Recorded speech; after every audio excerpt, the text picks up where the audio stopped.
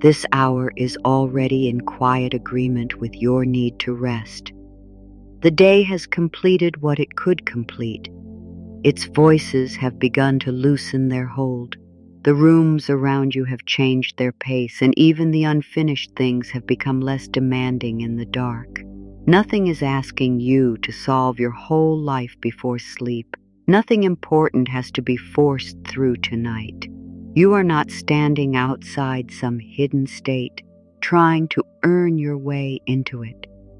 You are already inside a quieter hour, one that makes room for honesty, for breath, for the part of you that has grown tired of carrying every outcome alone.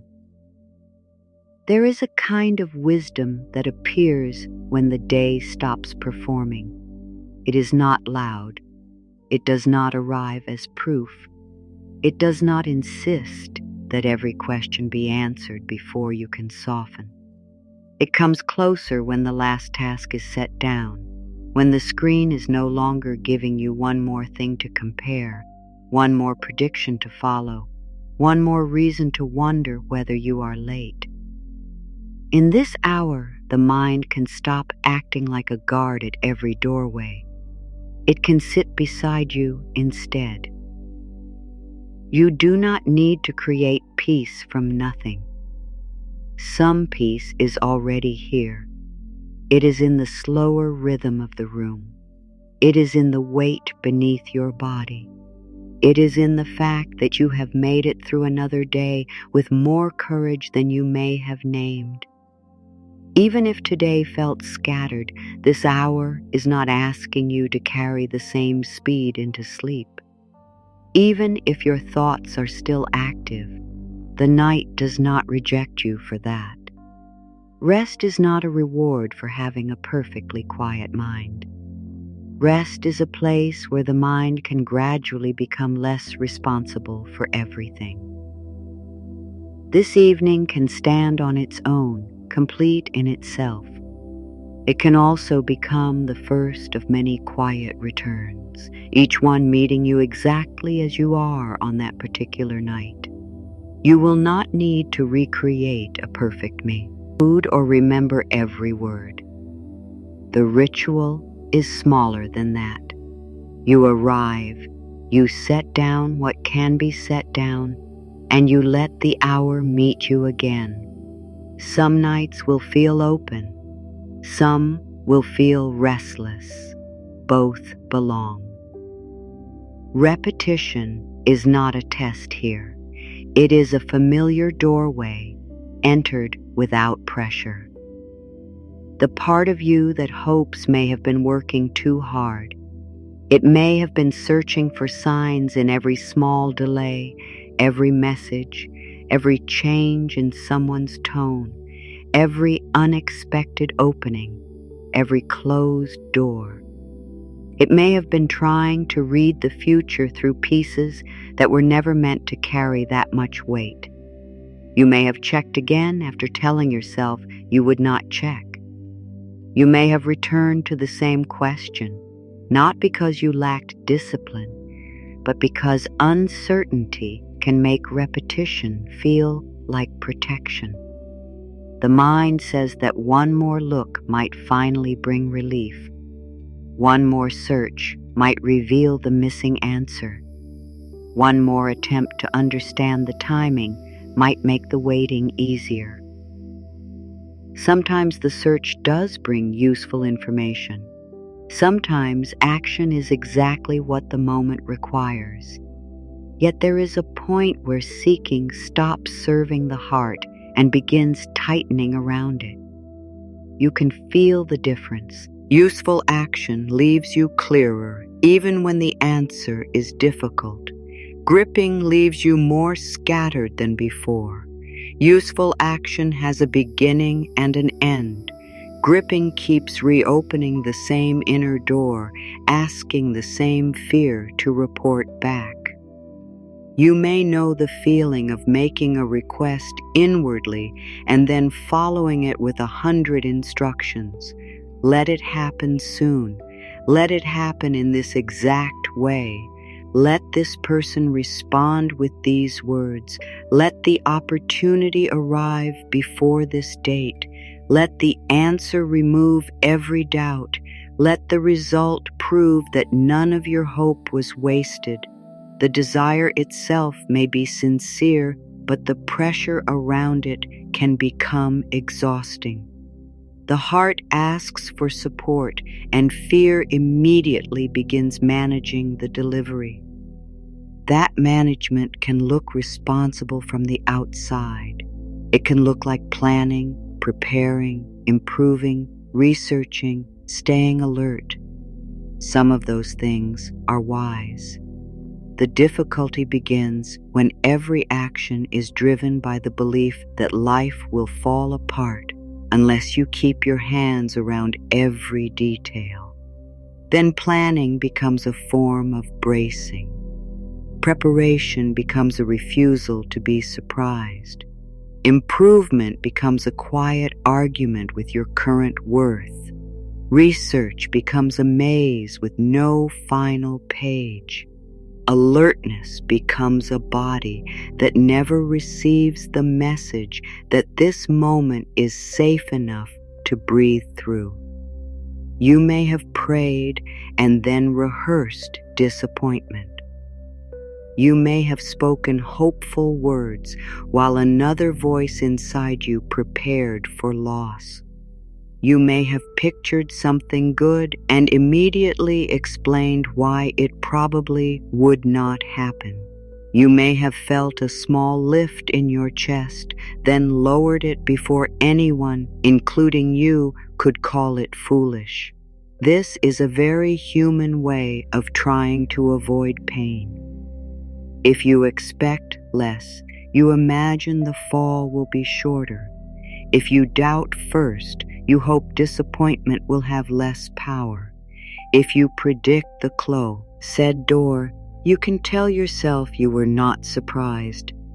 Yet the body still carries the disappointment twice, once in imagination, and again if the difficult moment actually comes. The mind rarely admits that cost. It calls the rehearsal realism. It says it is keeping you prepared. It points to old experiences as evidence that hope should be supervised. It remembers the promise that changed, the person who did not return, the money that did not stretch, the effort that was not recognized, the season that lasted longer than anyone said it would. It keeps these memories close, not to punish you, but to prevent you from being caught open-hearted again. So you may find yourself bargaining with life in small, private ways. You may promise to be better if the answer comes. You may offer your peace in exchange for certainty. You may decide that you will rest after the outcome is secure, that you will feel worthy after someone chooses you, that you will trust after the path becomes obvious. Until then, you stay at the edge of your own evening, waiting for external permission to come home to yourself. This can happen even when you understand all the right ideas. You can know that forcing does not help and still force. You can believe in timing and still resent the clock. You can speak about openness and still grip one exact form. You can tell yourself that there are many possible paths while secretly insisting that only one of them counts. There is no failure in this contradiction. It is what happens when wisdom and protection occupy the same room. One part of you knows that life cannot be controlled into beauty. Another part is afraid that loosening your grip will be mistaken for giving up. So the hands of the mind remain busy. They scroll for confirmation. They compare your pace with someone else's result. They turn another person's visible chapter into evidence about your private one. They measure how long you have waited, how many times you have tried, how often you have started again. They keep a record of effort and ask when effort will finally be repaid. They look at the calendar and make it a judge. They look at silence and call it refusal. They look at uncertainty and name it danger. The body responds to these interpretations before you have time to question them. The jaw holds an unfinished conversation. The shoulders prepare for news that has not arrived. The stomach tightens around a future scene. The breath becomes shallow, as though taking in less air could make you less vulnerable to what comes next. Sleep may begin to feel like surrendering your post. Closing your eyes may feel irresponsible when some part of you believes the answer could appear at any moment. You might lie down while still standing guard inside. Your body is in bed, but your mind remains at the door, listening for movement. It reviews messages. It rewrites what you said. It imagines what you should have said. It moves backward through the day and forward through several possible tomorrows. It checks the emotional weather of people who are not in the room. It tries to predict what will be needed, what might go wrong, what must be prevented. It believes that vigilance is love. It believes that worry is preparation. It believes that if it stops watching, something important will be missed. This is how chasing enters the night without making a sound. It is not always dramatic. Often it is a tiny leaning forward within the mind, a refusal to settle completely, a quiet insistence that the next thought might be the useful one, a sense that peace should wait until the situation changes. You may not even call it chasing. You may call it caring, trying, staying informed, being realistic, keeping your options open. Yet beneath those names, there can be a familiar strain, the feeling that your good is moving away from you, and you must move faster to catch it. That feeling can make every delay personal. A late reply can become a verdict. A changed plan can become evidence that you were wrong to hope. A slow season can become a statement about your future. Someone else's success can become proof that there is less left for you. An ordinary obstacle can become a sign that the whole direction is blocked. The mind collects separate moments and joins them into one fearful story. Then it reads that story back to you as fact. You may have spent hours trying to find the exact thought that will make everything shift. You may have worried that one moment of doubt has undone your progress. You may have treated your inner life like a fragile arrangement that must be maintained perfectly. A discouraging thought appears, and you fear you have moved backward. A hard day arrives, and you wonder whether you have lost your connection. You feel anger, grief, impatience, or fatigue, and some spiritual language you once heard tells you these feelings are obstacles. They are not proof against you. A human mind moves. A human heart has weather. A human body remembers. None of this makes you unready for good.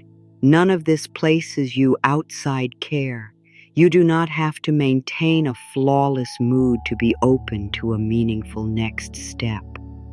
You do not have to smile over pain. You do not have to rename hardship as a gift before you are ready. You do not have to pretend that waiting is easy, that loss did not matter, or that uncertainty has never frightened you. Still, the pressure to stay positive can become another form of chasing. You monitor your thoughts as though one wrong sentence will close the future. You correct yourself before you have listened to what the fear is trying to protect. You rush toward a brighter statement while the body is still asking to be heard. The result is not true steadiness. It is inner speed wearing peaceful language. Real calm does not demand that you outrun your own truth. It lets you say, "This is hard," without turning difficulty into destiny. It lets you say, "I do not know," without turning uncertainty into doom. It lets you want something deeply without making your whole worth depend on one result. It lets you take action without treating action as a weapon against life. It lets you pause without calling the pause laziness. It lets you rest while the answer is still forming in your sight. The chasing mind often fears that rest will delay the good. It imagines that vigilance keeps the door open. It believes that if you stop thinking about the desire, you are abandoning it. It confuses attention with devotion and tension with commitment. Yet many of the clearest choices you have made did not come from strain. They came in a quieter moment, after the argument inside had lost some of its force. A useful sentence arrived while you were washing a cup. A boundary became clear after you stopped rehearsing the conversation. A next step appeared once you admitted that you could not solve all the steps at once. Quiet does not create every answer, but it changes the way you meet the unanswered. Tonight, that difference matters. You may still care about the message, the work, the relationship, the decision, the money, the move, the health concern, the family matter, the private hope you have not spoken aloud. Rest does not erase any of it. This hour is not asking you to become indifferent. It is asking whether care can exist without constant inner pursuit, whether desire can remain sincere without becoming a command, whether hope can sit beside uncertainty without being forced to prove itself. There may be one outcome you have held so tightly that every alternative feels like loss. You have pictured the exact doorway, the exact timing, the exact sequence. You have told yourself that this form is the answer, perhaps because it is the only form you can currently see. The mind prefers a visible route. It wants to know how the pieces will meet. It wants to approve the path before taking the first step. When life does not provide the whole map, the mind tries to draw one from fear. Then each new moment is judged by whether it matches the drawing. A different route appears, and you dismiss it. A slower opening comes, and you call it too late. A smaller beginning arrives, and you overlook it because it does not resemble the final result. Someone offers support in a form you did not expect, and pride or caution keeps you from taking it. A needed ending begins, and you mistake it only for failure because you cannot yet see the space it will create. This does not mean every closed door hides a better one. It does not mean every delay has a secret purpose you must discover. Life includes real loss, unfairness, random difficulty, and situations that require direct response. Grounded hope does not erase these truths. It gives you another way to stand among them.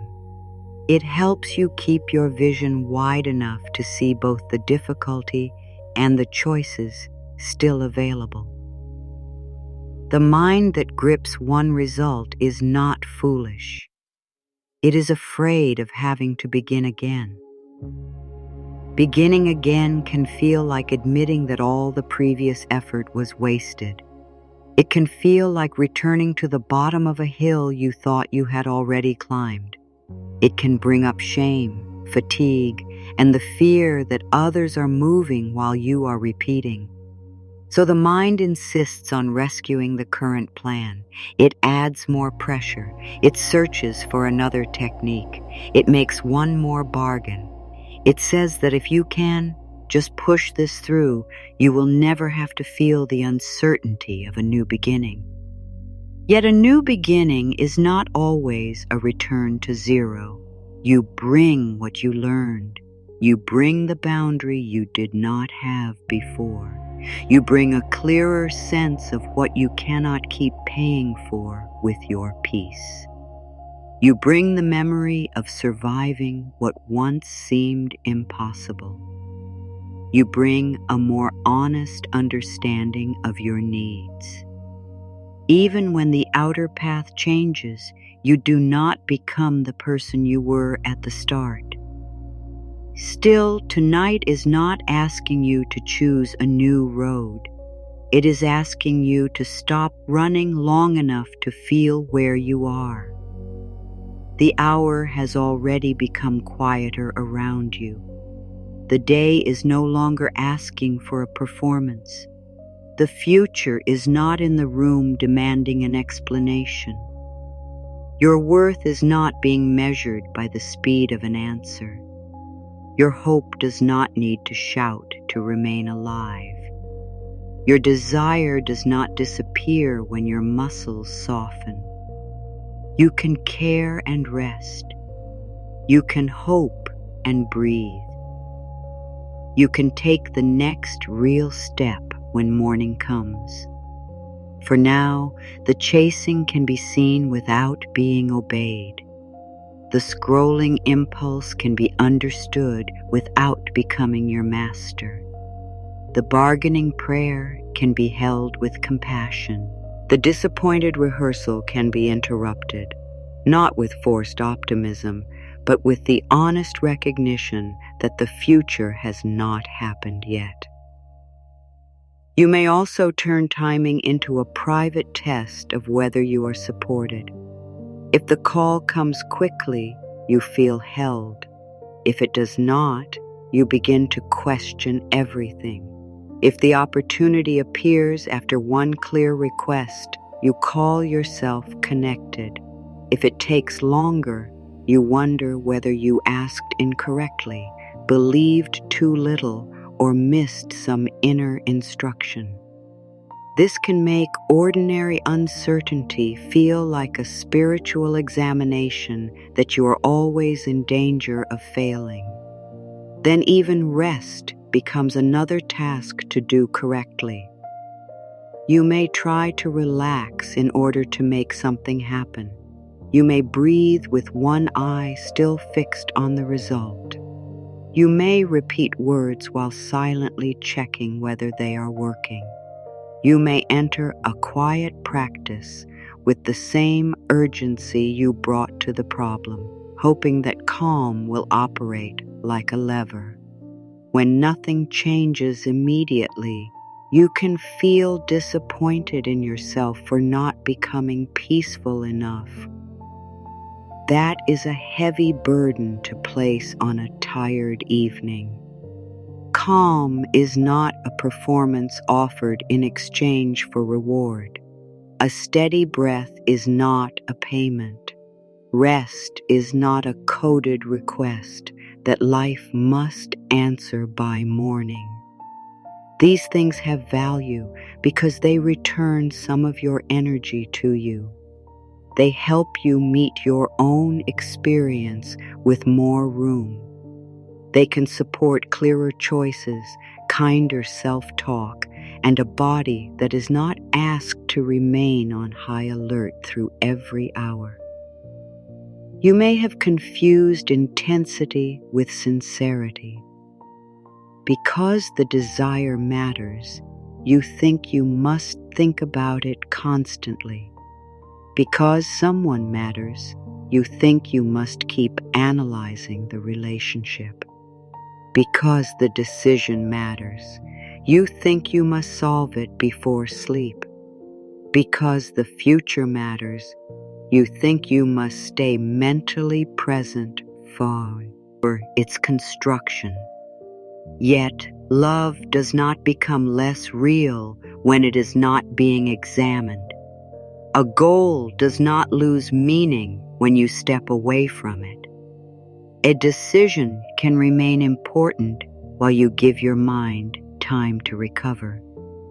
There is a quiet arrogance hidden inside fear, though it is not the kind that deserves blame. Fear assumes it must know every possible danger in advance. It assumes it can prevent pain by rehearsing enough versions of it. It assumes that the mind can stand outside life and manage the entire movement from there. This is not vanity.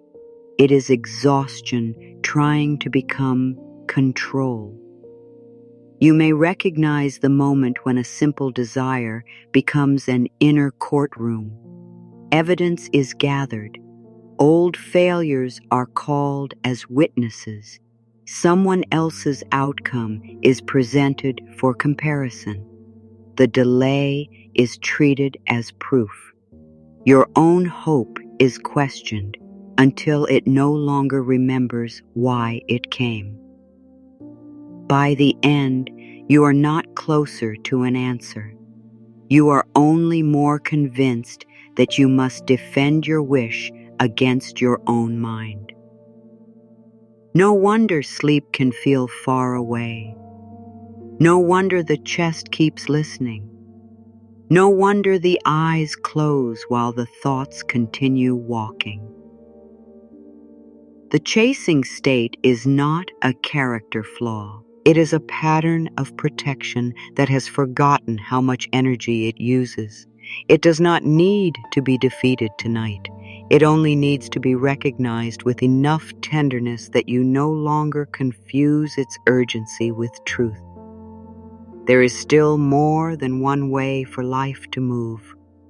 There is still more than one form support can take. There is still more than one version of you capable of meeting what comes. This hour is not empty. It is spacious. It holds the unfinished without demanding that you finish it. It holds the unknown without asking you to call it safe or dangerous before you have evidence. It holds your desire without squeezing it into a deadline. It holds your tired mind until it remembers that watching is not the same as guiding. You are already here. The room has quieted. The day has loosened. The next breath does not need a plan. The urgency inside you did not appear without a history. It was shaped by moments when waiting felt unsafe.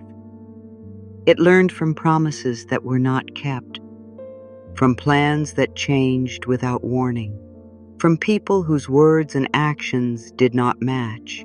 It learned from seasons when you needed help and had to keep functioning before help arrived.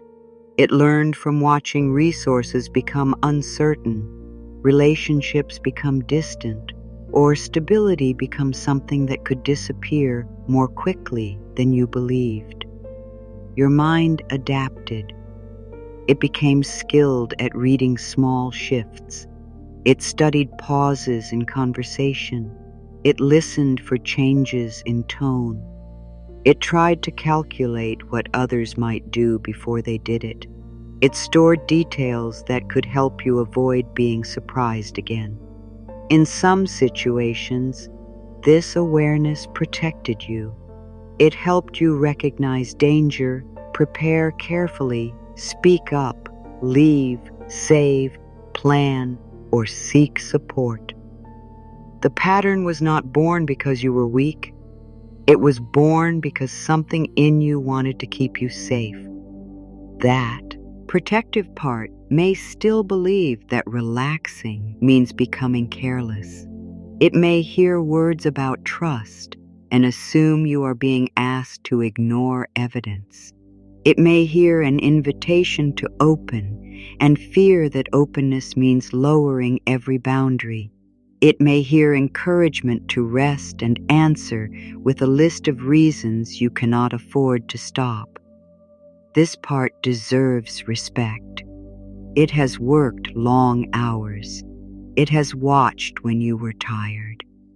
It has prepared responses before conversations began. It has replayed mistakes, hoping to extract instructions that would prevent another one. It has imagined difficult outcomes, believing that early fear would reduce later pain. It has carried responsibilities that were never meant to belong entirely to one person. You do not have to shame this part into silence. Shame would only give it another danger to manage. You can acknowledge that its methods once made sense. You can understand why it confuses tension with readiness. You can see how it learned that peace should come after certainty rather than before it. You can respect the old intelligence of the pattern while deciding that the same level of vigilance is not required in every present moment. Protection often continues after the original emergency has passed. The body can keep following instructions written during another season. It can prepare for rejection while someone is offering consistency. It can brace for scarcity even when there is enough for today. It can expect criticism in a room where no one is attacking. It can treat a delay as abandonment because delays once preceded loss. These responses are not chosen in the ordinary sense. They can move faster than conscious thought. A message remains unanswered, and the chest tightens before the mind forms a sentence. Someone asks to speak later, and several painful possibilities appear at once. A bill arrives, and the body remembers every past month when money carried fear. A loved one becomes quiet, and you begin trying to solve an emotion that has not been explained. The mind then creates reasons for what the body has already begun to feel. It says the worst possibility is probably the most realistic. It searches memory for supporting examples. It overlooks evidence that might soften the interpretation. It tells you that calm would be irresponsible until every risk has been reviewed. This is how an old wound can speak with the voice of present logic. It does not mean your concerns are imaginary. It means the intensity of a concern may include more than what is happening now. The current moment and the remembered moment can become woven together. A small uncertainty can carry the emotional weight of every earlier uncertainty that ended badly. Separating those strands takes patience. You may say, "This situation matters, and some of what I feel belongs to other situations too." You may say, "There is a real decision here, but I do not have to make it from the oldest fear in me." You may say, "I can protect myself without predicting every injury." This is not denial. It is clearer seeing. There may have been times when trust was encouraged by people who had not earned it. They may have asked you to be patient while refusing accountability. They may have used spiritual language to avoid practical responsibility. They may have told you to think positively when what you needed was honesty, protection, money, medical care, legal guidance, rest, or a firm boundary. You may have learned that words about faith could sometimes hide another person's unwillingness to act. No wonder part of you resists. No wonder you question ideas that seem to ask you to surrender your judgment. Healthy trust does not require you to ignore repeated behavior. It does not ask you to remain near harm. It does not mean handing your choices to someone who has shown that they cannot hold them responsibly. It does not mean waiting forever for change that has never been supported by action. Trust can include leaving. Trust can include saying no. Trust can include asking for proof, reading the agreement, checking the facts, consulting someone qualified, and giving yourself time before making a commitment. Your inner life becomes steadier when spiritual hope and practical wisdom are not treated as enemies. You can pray and prepare. You can hope and make the call. You can rest tonight and take the appointment seriously tomorrow. You can believe that new possibilities exist while also studying the conditions in front of you. You can hold a loving intention and still refuse mistreatment. You can be open to support without being open to everyone. You can want reconciliation and still require changed behavior. You can wish for improvement and still make a plan in case it does not come. This balance protects hope from becoming fantasy. It also protects realism from becoming despair. Some disappointments may have taught you that wanting is dangerous. You may have reached for something with your whole heart and watched it move beyond your control. You may have done careful work and still been overlooked. You may have loved sincerely and still experienced an ending. You may have followed advice, made sacrifices, stayed patient, and found that effort did not guarantee the result. Experiences like these change the way a person hopes. After enough disappointment, hope may begin entering quietly, as though it must not be seen. You may want something, but refuse to name it fully. You may soften every desire with the words, "It probably will not happen." You may tell others that you do not care very much, hoping that this will make the outcome less powerful. You may even distrust joy when it first appears. A good moment comes, and part of you begins measuring how long it will last. An opportunity opens, and you immediately search for what might be wrong with it. Someone treats you kindly, and you wonder when the behavior will change. Your life becomes lighter for a day, and the mind warns you not to become comfortable.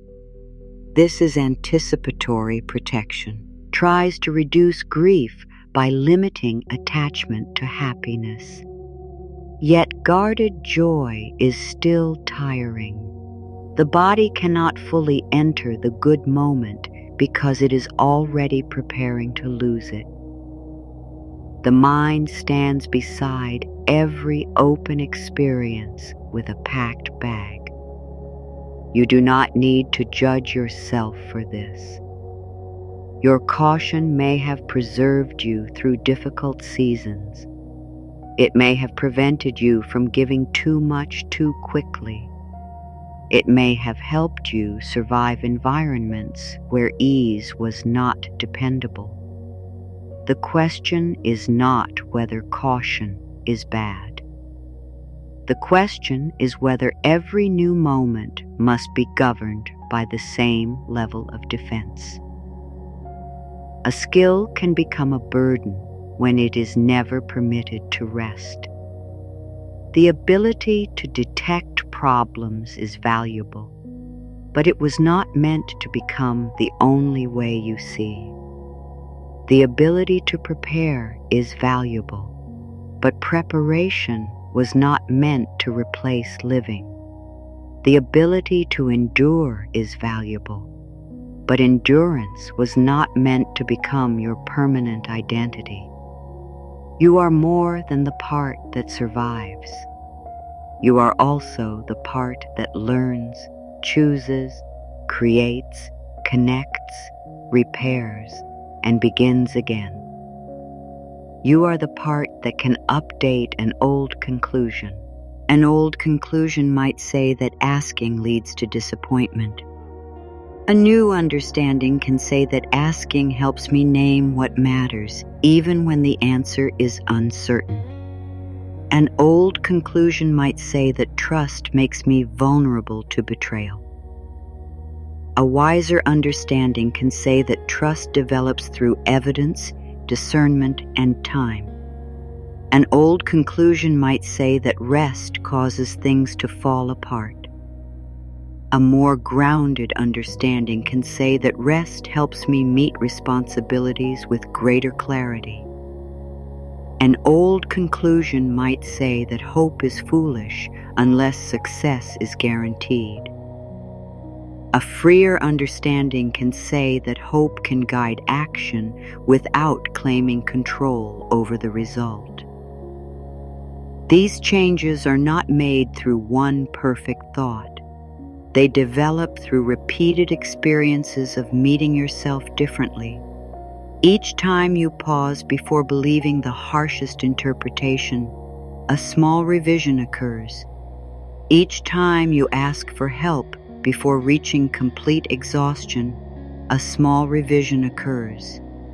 Each time you keep a boundary without apologizing for having needs, a small revision occurs. Each time you rest without earning it through collapse, a small revision occurs. Each time you let a good moment be good without demanding that it promise forever, a small revision occurs. This is how the inner world learns, not through force, through experience. The deeper mind pays attention to what happens repeatedly. It learns from the tone you use with yourself. It learns from whether fear is treated as an order or as information. It learns from whether you abandon your needs to preserve connection. It learns from whether you keep promises to yourself. Words can support this learning, but words alone are not the whole path. A calming practice can help create room. Reflection can help you understand patterns. Restful listening can support openness and ease. These practices are not magic guarantees, and they are not substitutes for necessary action or qualified professional support when life feels heavy. There are times when courage looks like contacting a doctor, counselor, financial advisor, legal professional, emergency service, trusted person, or another trained source of help. Seeking support does not weaken your inner work. It gives the work a stronger foundation. You were never meant to use spiritual ideas to carry what requires shared human care. There are burdens that become safer when named to another person. There are patterns that become clearer with skilled guidance. There are physical symptoms that deserve medical attention rather than interpretation. There are situations where immediate protection matters more than patience. There are financial or legal choices that require accurate information, not hopeful guessing. Wisdom uses every trustworthy form of support available. It does not divide life into spiritual answers and practical answers as though one must cancel the other. A wise path may include both quiet reflection and a difficult phone call. It may include self-compassion and a written plan. It may include prayer and documentation. It may include rest and decisive action. The inner shift is not a replacement for the outer step. It can help you take the outer step without abandoning yourself. This is part of what true readiness means. Readiness is often misunderstood as complete confidence. You may imagine that you must feel fearless before you move, certain before you choose, healed before you connect, or fully prepared before you begin. Yet many meaningful steps are taken while uncertainty remains. Readiness can be quieter. It can sound like, I do not know everything, but I know enough for the next step. It can sound like, I am still afraid, but fear is not making the whole decision. It can sound like, I need help, and I am willing to ask. It can sound like, this opportunity is imperfect, but I can explore it carefully. It can sound like, I am not ready for the entire journey, but I am ready for today's part. Openness is also often misunderstood. It is not an empty yes to whatever appears. It is not a refusal to have preferences. It is not pretending that every outcome is equally welcome. It is the willingness to look again, to consider what you did not consider before, and to remain in conversation with reality. Openness says, I know what I want, but I may not know every form that could serve the deeper need. It says, I can listen without agreeing. It says, I can explore without committing. It says, I can change my mind when new evidence arrives. It says, I can release a path that has become harmful without releasing my whole future. Timing is the third part. Timing is not a moral score. A slow result does not prove that you are unworthy. A quick result does not prove that someone else believed better. Different lives contain different conditions, resources, responsibilities, histories, and opportunities. Comparing the timing without comparing the full reality creates cruel conclusions. There are seeds that cannot be rushed, but life is not always a garden lesson. Some things are delayed by systems, other people's choices, limited resources, or circumstances that should not be romanticized. A person can work sincerely and still face barriers. A person can be ready and still wait. A person can do everything responsibly and still encounter an answer they did not want. Grounded faith leaves room for these truths. It does not turn hardship into evidence of defective thinking. It does not promise that the correct inner state will control every outer event. Instead, it asks what kind of relationship you want with yourself while life remains uncertain. Can you remain on your own side? Can you make space for rest before the final resolution? Can you hold hope without using it to deny facts? Can you meet facts without using them to destroy all hope? This is the meeting place of readiness, openness, and timing. That meeting place is what inner alignment truly describes. It is not a permanent mood. It is not constant happiness. It is not the absence of doubt. It is not a state in which every thought agrees. It is the growing cooperation between what you value, what you choose, and how you respond to what is actually present.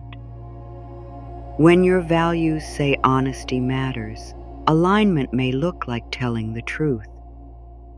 When your body says it is exhausted, alignment may look like rest. When evidence shows that a boundary is needed, alignment may look like distance. When an opportunity matches your deeper direction, alignment may look like taking a risk with preparation. When grief is present, alignment may look like letting grief be real without deciding that joy will never return. When fear appears, alignment may look like listening for useful information while refusing to let fear write every conclusion. This state does not make life obey you. It helps you participate more fully in your life. There is a difference between trying to control an outcome and becoming available to a possibility. Control says the result must take one shape. Availability says, I will recognize what is useful when it appears. Control demands a deadline to calm the nervous system. Availability creates enough steadiness to act before complete certainty. Control treats every obstacle as a threat to the whole future. Availability asks whether the obstacle requires patience, adjustment, support, or a different direction. Control believes peace begins after success. Availability practices moments of peace while the work continues. This is expectation without a deadline. Not certainty about a particular event, not a claim that every desire will arrive. It is a broader trust that your life still contains possibilities you cannot currently measure. It is the understanding that the next useful development may not announce itself as a grand turning point. It may appear as information, courage, a conversation, a boundary, an idea, a delay that gives you time to prepare, or a clear ending that stops draining your strength. Many events called miraculous in hindsight looked ordinary when they began. A person answered a message. A document was finally completed. Someone admitted the truth. A new option became visible. A long postponed decision was made. A person asked for help. An exhausted body was taken seriously. A harmful situation was left. A skill was practiced until opportunity could meet preparation. The quiet rearrangements of life often involve human choices, sustained effort, chance, timing, support, and conditions beyond one person's control. Wonder does not require you to deny these elements. Wonder can live beside an honest understanding of how change occurs. You can value the meaningful coincidence without building your whole future upon it. You can appreciate a surprising opening without claiming that every event contains a coded message. You can feel grateful for good timing without blaming yourself for every delay. You can welcome what feels extraordinary while remaining rooted in what is verifiable and wise. This kind of faith is spacious enough for questions. It is strong enough to coexist with uncertainty. It does not collapse when one plan changes. It does not require you to call every loss a blessing. It does not make you responsible for controlling reality through thought. It asks you to become an honest participant rather than an anxious manager of everything. For many years, you may have believed that trust meant closing your eyes. Now, trust can mean seeing clearly and choosing not to live entirely from fear. You may have believed that receiving meant waiting passively.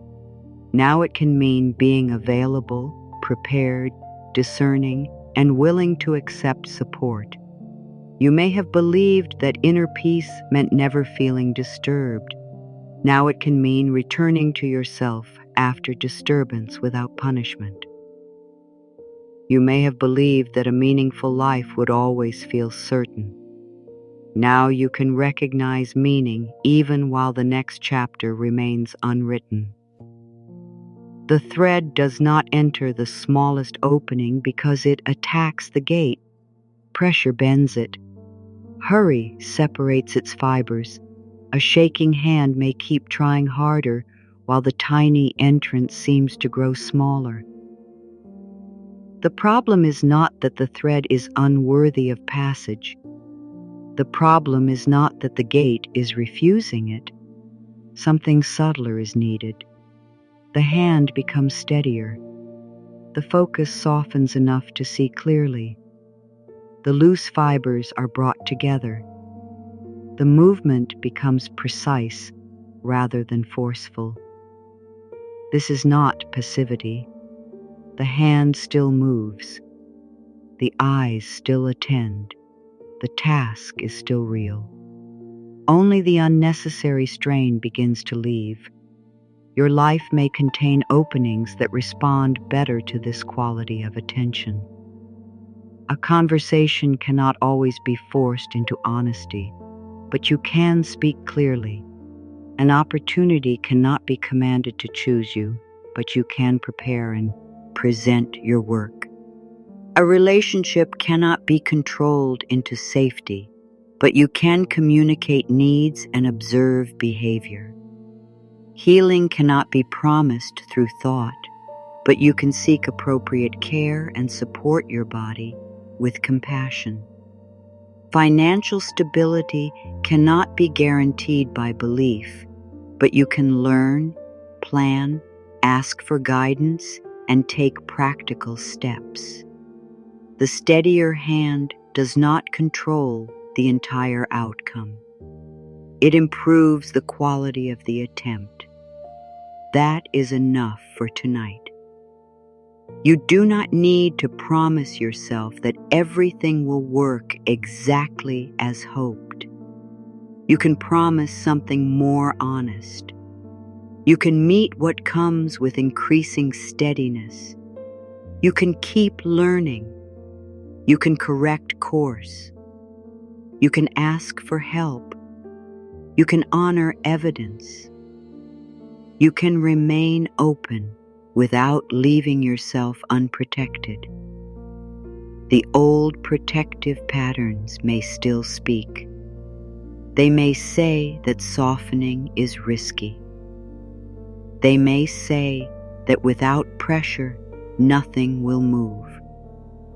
They may remind you of every time you waited and were disappointed. You do not have to argue with them. You can answer through the way you live. You can take one useful action without panic. You can leave one question unanswered until morning. You can rest before the work is complete. You can let one good moment exist without asking it to guarantee the future. This is how protection begins to learn a new role. It does not disappear. It becomes discernment. It becomes the wisdom that checks the facts without imagining endless disasters. It becomes the boundary that closes the wrong door without closing every door.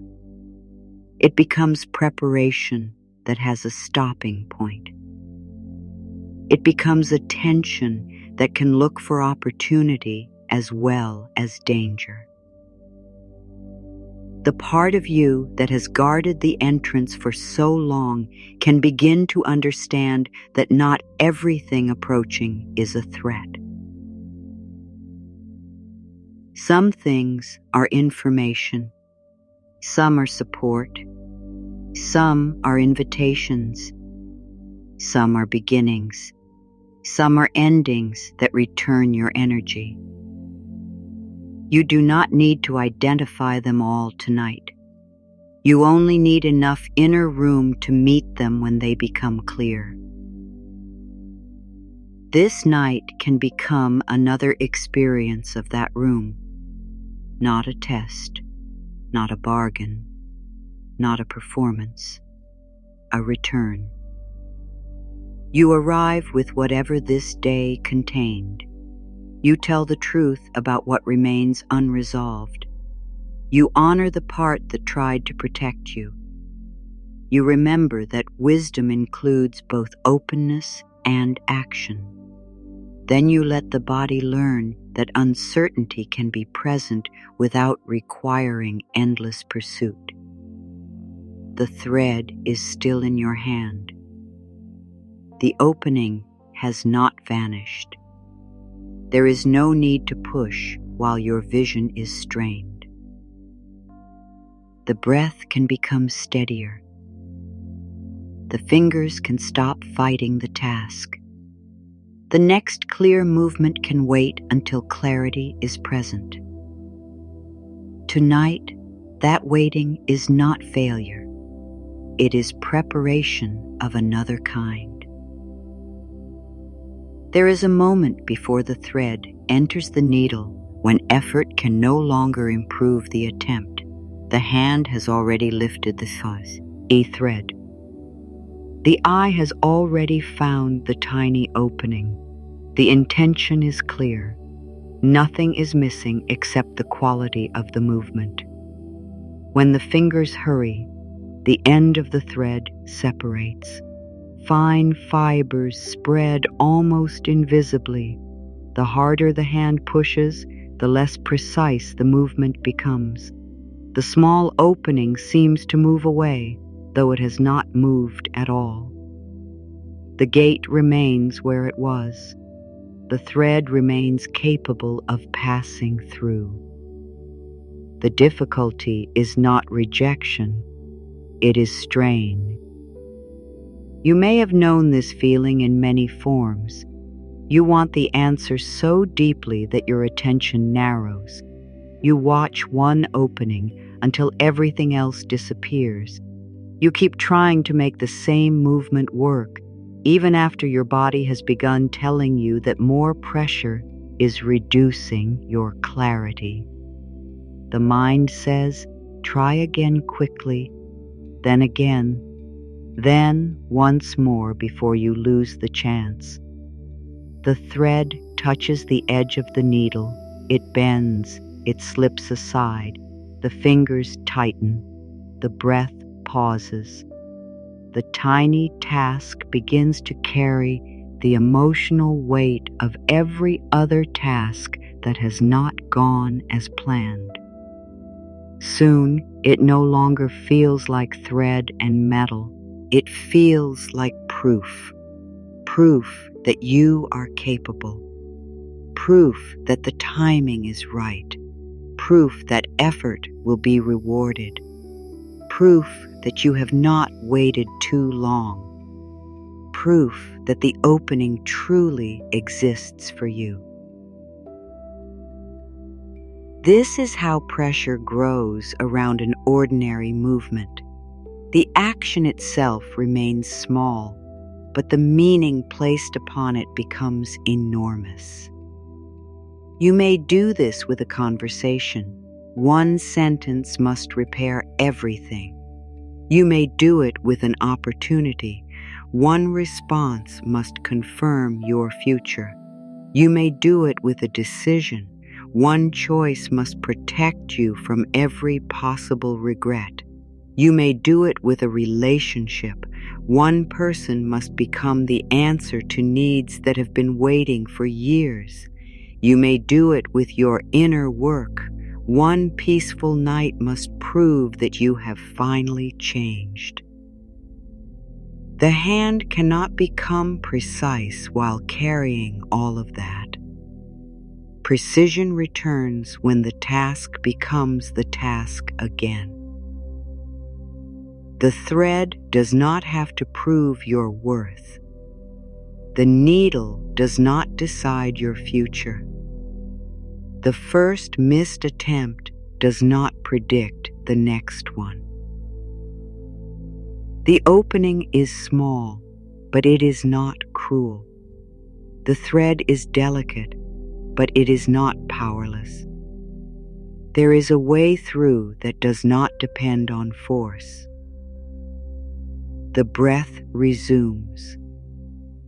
The shoulders release some of their height.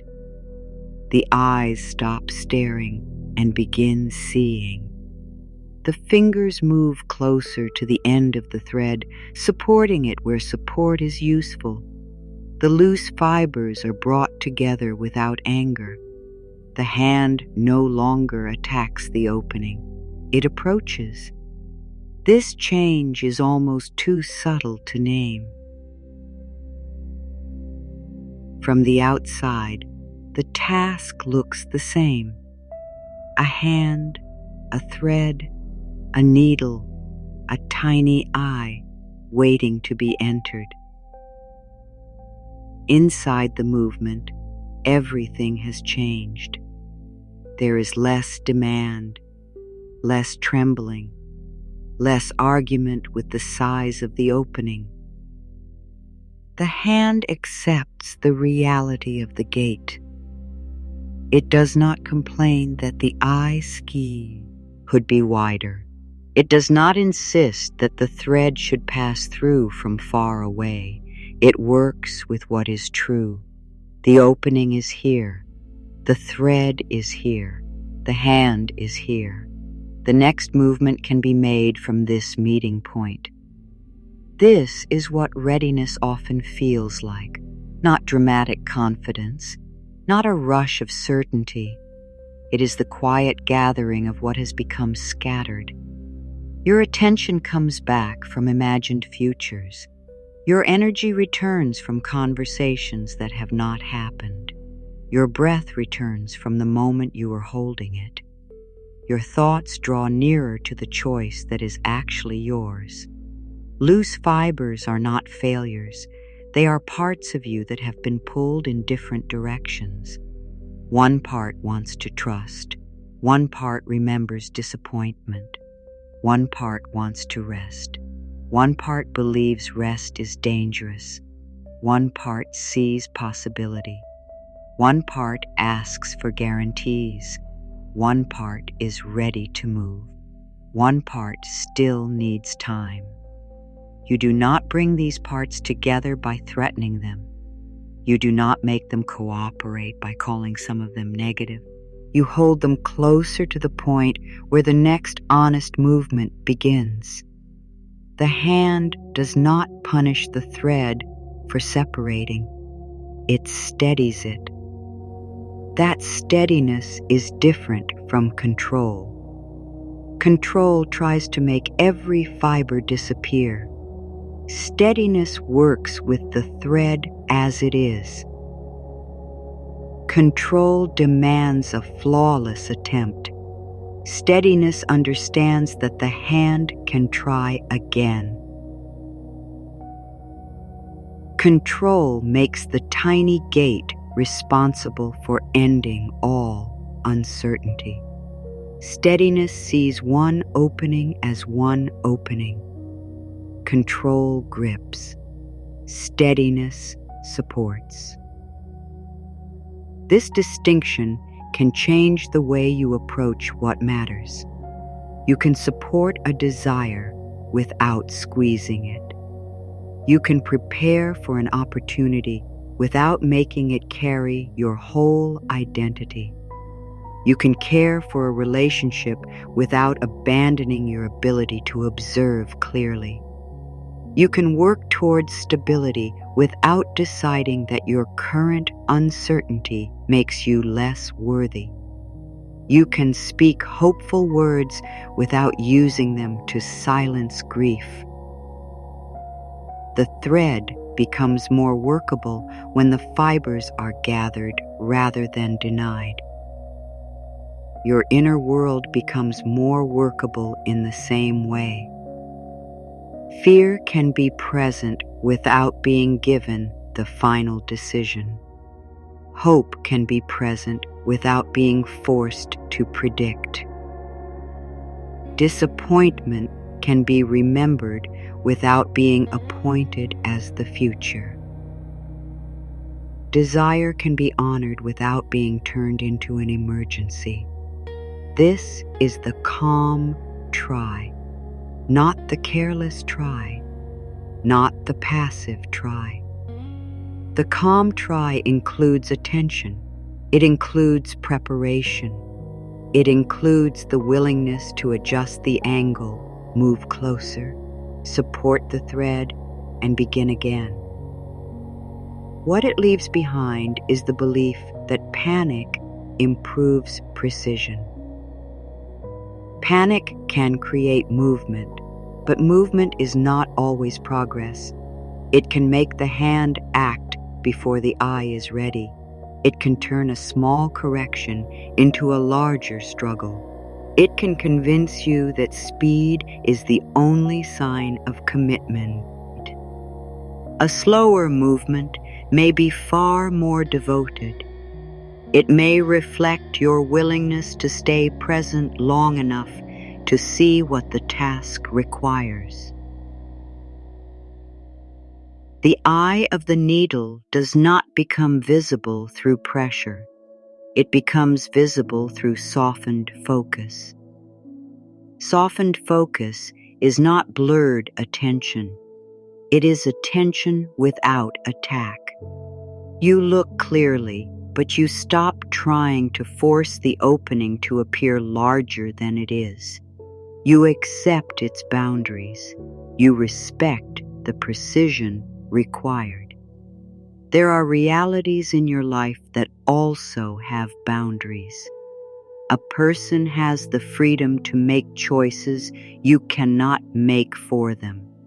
A body has limits that deserve respect. A financial situation has facts that hopeful language cannot replace. A healing process has its own pace and may require trained care.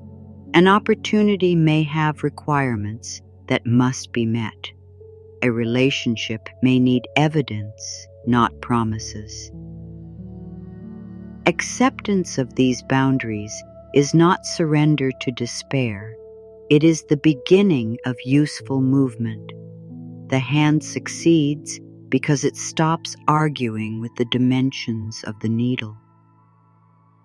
You may find greater clarity when you stop arguing with what has already been shown. If someone repeatedly ignores your needs, that information matters. If an approach keeps draining your resources without producing a useful result, that information matters. If your body continues to signal distress, that information matters. If a plan depends entirely on someone becoming different without any evidence of change, that information matters. Working with truth does not close the future. It makes the next attempt more precise. You may need to move closer. You may need better support. You may need to change your grip. You may need to prepare the thread again. You may need to rest your hand. None of these adjustments mean the passage is impossible. They mean you are learning how passage occurs. The mind often wants one sweeping answer. but life frequently presents a small gate, a single conversation, a single application, a single boundary, a single evening of rest, a single request for help, a single decision not to return to what has already harmed you. The opening may be narrow because the next step is specific. You do not have to push your whole future through at once. Only the thread's end must enter first. This is where the mind can become kinder. It can stop demanding that tonight resolve the entire journey. This evening does not have to create 21 perfect nights. It only needs to be this night. You do not have to prove that you will return every time. You only return now. You do not have to know how you will feel tomorrow. You only meet the breath that is here. A repeated practice becomes trustworthy when it does not punish interruption. Should you miss an evening, the gate remains. Should you fall asleep before the final words, nothing has been spoiled. Should one night feel more restless than the last, the journey has not failed. The thread can be lifted again. The hand can remember. The eyes can soften. The small nightly return is not a demand for perfection. It is a way of showing the deeper mind that calm is available more than once. Old patterns were often learned through repetition. They were repeated because circumstances required them, because fear rehearsed them, or because no alternative had yet become familiar. A new pattern also needs experience, not one dramatic experience, many believable ones.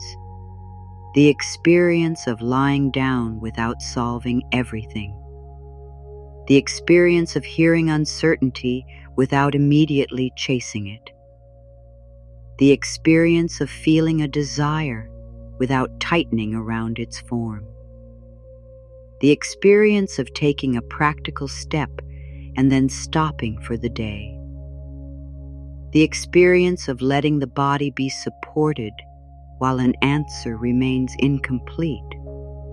Each experience gathers another loose fiber. Each return makes steadiness less unfamiliar. At first, the hand may still shake. That does not mean it cannot guide the thread. A shaking hand can slow down. A worried mind can choose one grounded action. A tired heart can remain open by a very small degree. The goal is not to become a person who never trembles. The goal is to stop interpreting every tremble as a command to withdraw or force. The thread does not need a motionless hand. It needs a hand steady enough for the next movement. You may not feel fully trusting tonight. You do not need full trust. You may not feel ready to release one exact outcome. You do not need complete release. You may not feel certain that good can still reach you. You do not need certainty. A smaller willingness is enough. I am willing to become steadier than my fear. That line does not ask you to deny fear. It does not demand that you leap beyond what feels believable. It creates a little room between the old reaction and the next choice. Willingness can be very quiet. It may be the decision to stop checking for the rest of the night. It may be placing one concern on paper so the mind does not have to keep carrying it. It may be asking someone trustworthy for practical help tomorrow. It may be admitting that one path is causing harm. It may be postponing a decision until you have clearer information. It may be letting sleep come before certainty. Willingness does not need to feel powerful to be real. The thread's first movement through the eye is almost invisible. A fraction passes, then a little more. Then the hand on the other side can draw it forward. The full thread does not cross in one instant. Passage begins with the smallest successful entry. Your inner changes may happen this way. One thought becomes less harsh. One boundary becomes clearer. One breath remains unforced. One old belief loses a little authority. One evening contains less pursuit. One possibility is not dismissed immediately. The mind may say these changes are too small.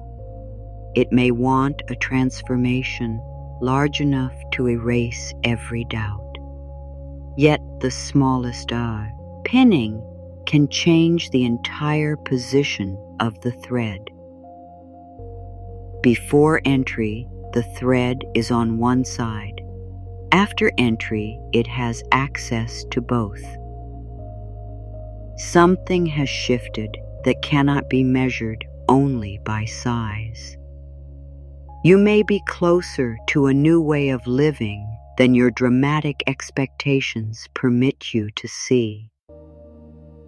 Not because an outer result is guaranteed, not because every desire is about to appear, because you are learning to approach your life with less inner violence.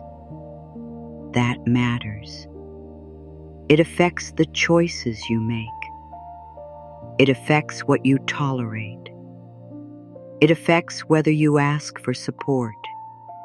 It affects whether you can recognize a useful opening without demanding that it promise everything. It affects whether disappointment becomes a teacher or a permanent identity. The hand that learns steadiness becomes capable of many precise movements.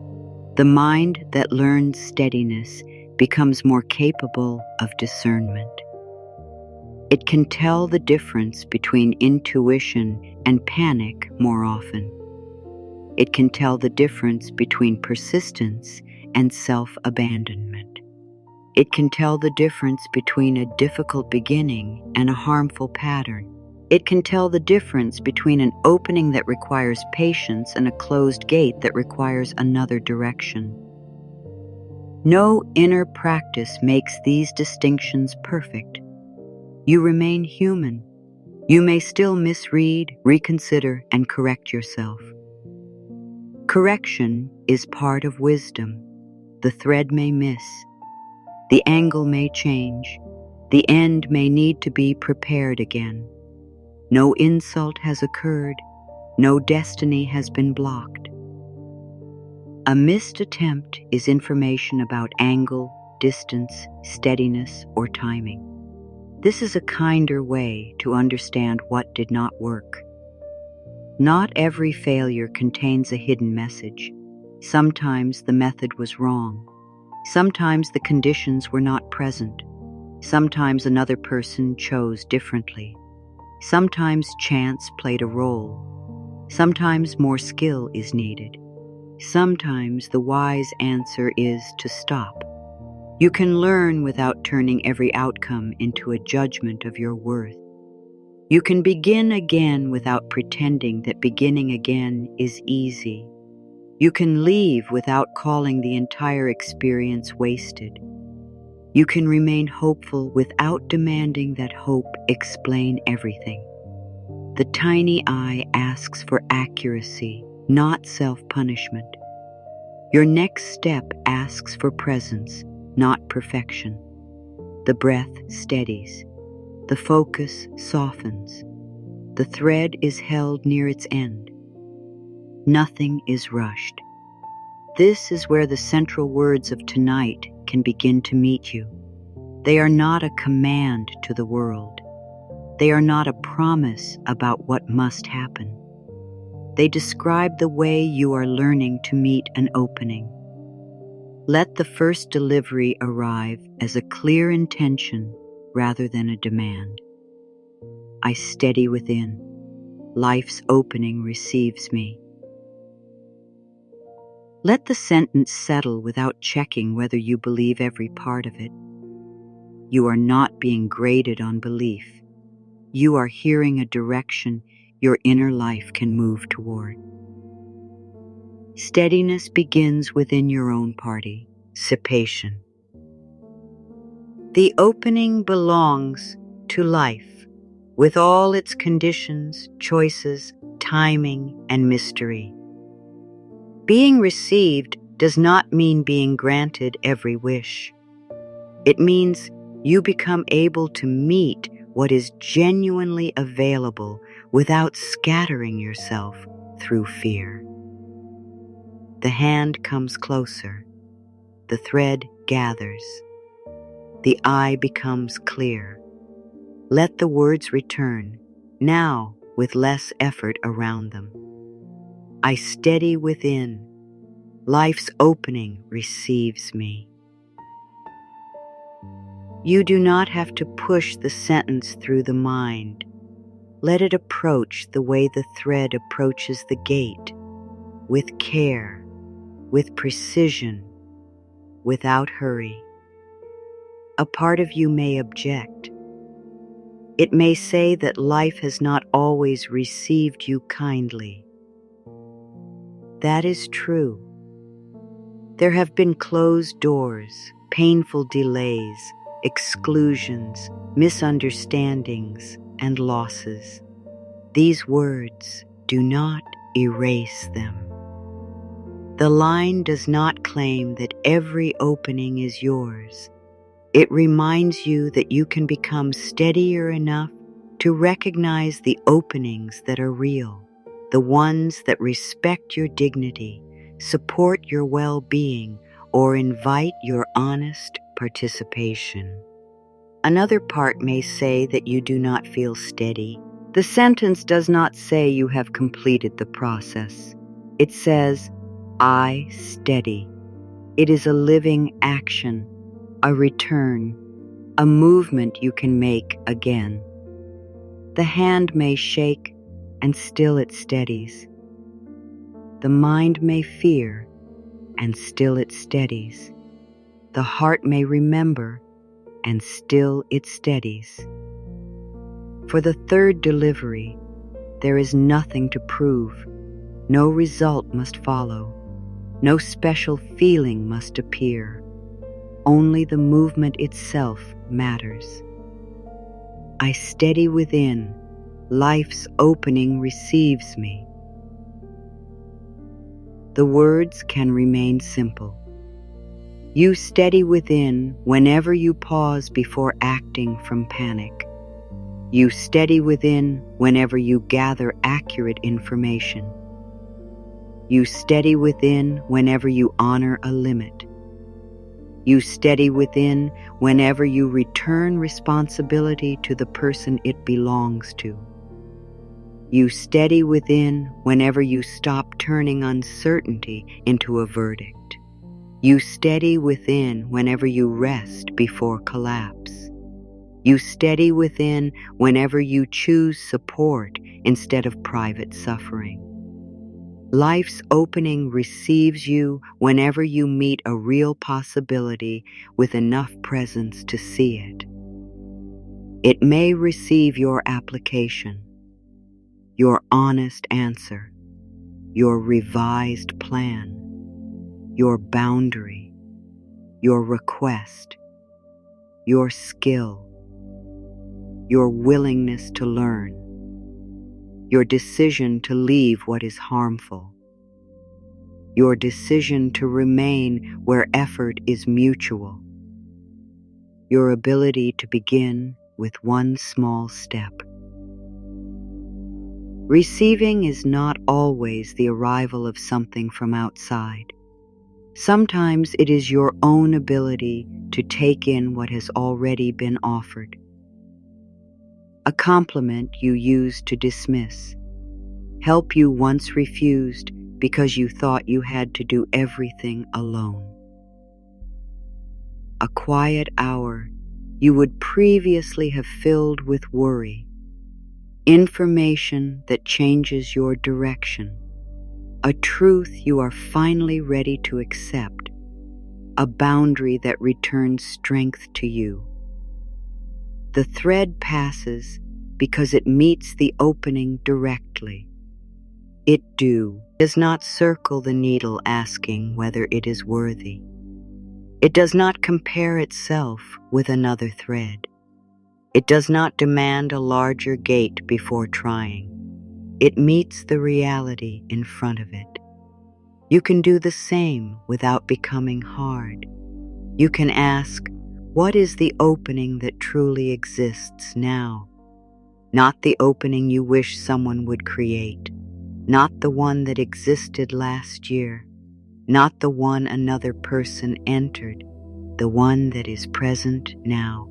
It may be smaller than your final hope. That does not make it meaningless. It may only be a conversation, only a first appointment, only a page of notes, only one night of returning, only one honest admission. The thread begins with a fraction. The rest follows through patient movement. Tonight's fraction may be the willingness to believe that hurry has not been helping. It may be the recognition that fear has been scattering your focus.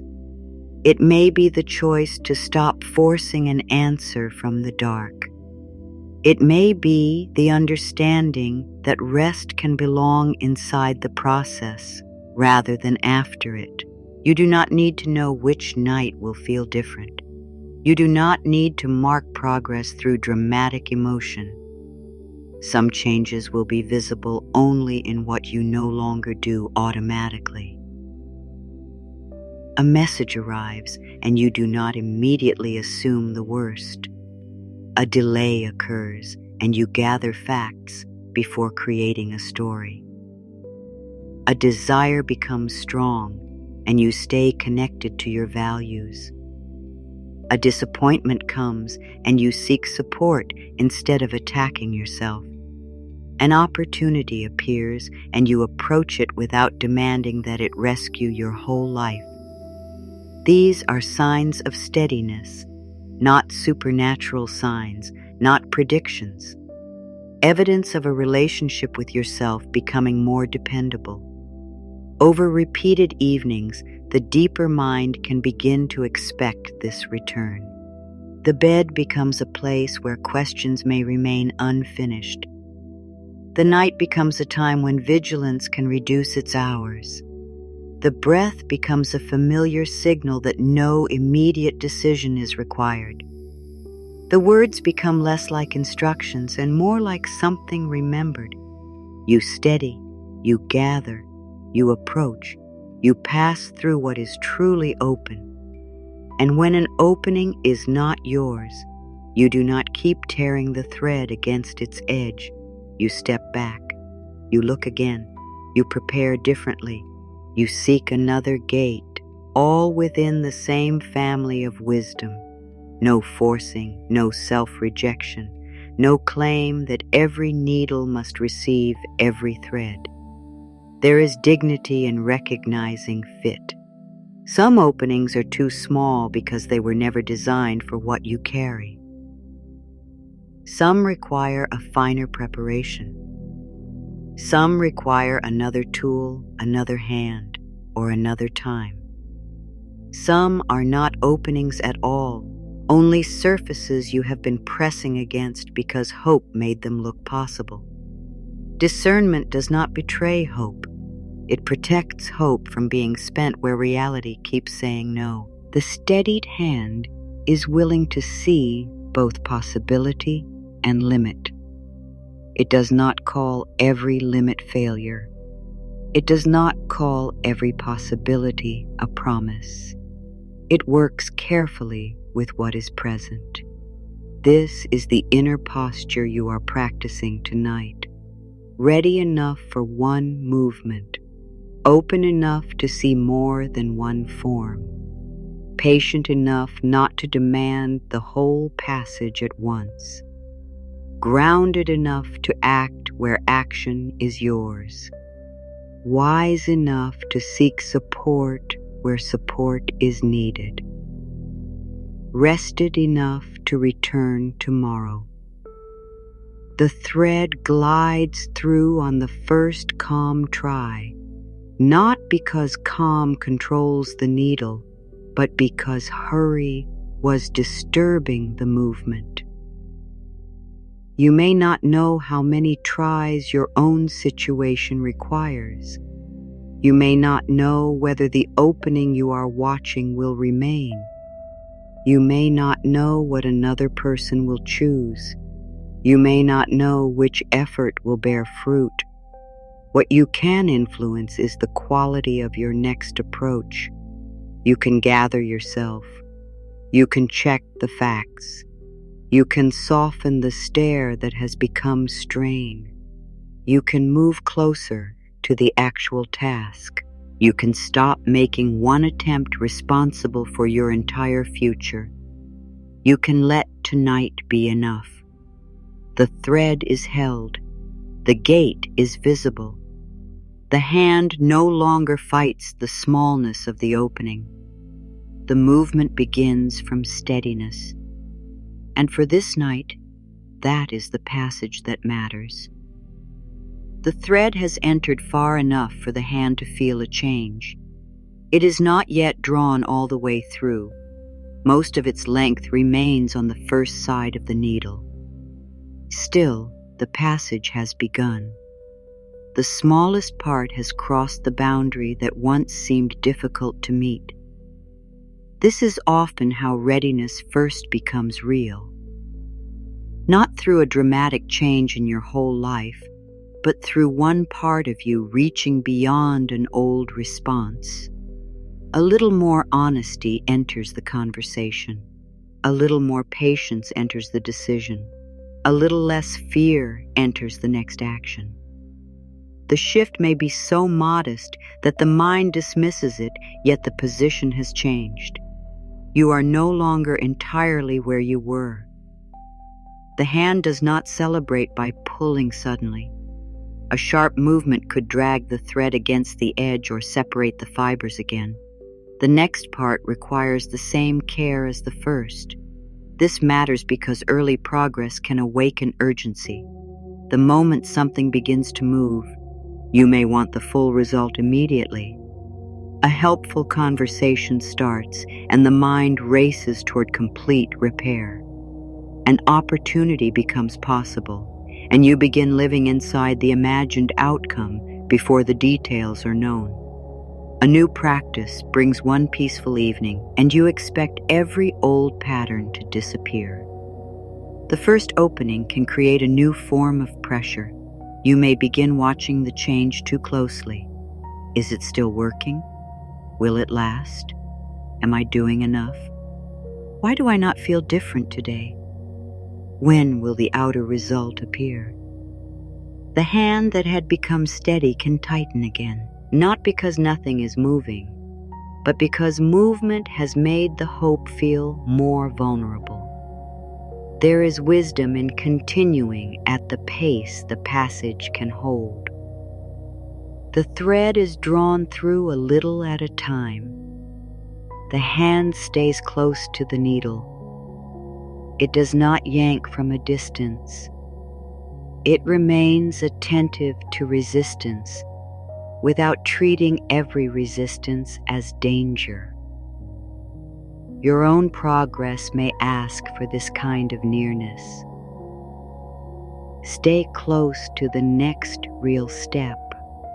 Stay close to the information you actually have. Stay close to your values.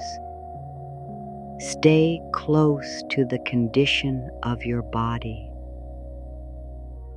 Stay close to the difference between hope and assumption. The farther the mind moves into imagined results, the harder it becomes to feel what the present movement requires. You can come back. The opening is still small enough to keep you honest. It does not let you drag every fantasy through at once. It asks for one clear strand of action. A desire may contain many strands. You want the work to succeed, and you want to feel respected. You want the relationship to continue, and you want safety within it. You want greater stability, and you want relief from shame. You want a new beginning, and you want proof that the past did not defeat you.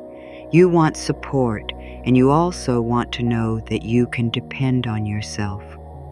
These wishes may be woven together so tightly that one delayed result seems to threaten all of them. If the opportunity does not come, the mind says respect will never come. If the relationship changes, the mind says safety will disappear. If stability takes time, the mind says shame must remain. The needle teaches separation without rejection. One strand can be handled at a time. You can work toward the opportunity while building self-respect through the choices available today. You can care about a relationship while strengthening safety through boundaries, support, and clear observation. You can pursue stability while refusing to treat temporary difficulty as a description of your worth. You can begin again without requiring the new beginning to explain every painful chapter. When each need is recognized clearly, the outer outcome no longer has to carry all of them. The hand becomes lighter. The thread moves more freely. Receiving readiness begins here. It is not the belief that everything desired is about to appear. It is the ability to take in what is useful without asking it to repair every wound at once. A kind word can be a kind word. It does not have to guarantee lifelong devotion. An opportunity can be explored. It does not have to prove your final direction. A peaceful evening can support you. It does not have to erase every future restless night. An improvement can be appreciated. It does not have to promise that difficulty will never return. This makes it safer to experience good moments.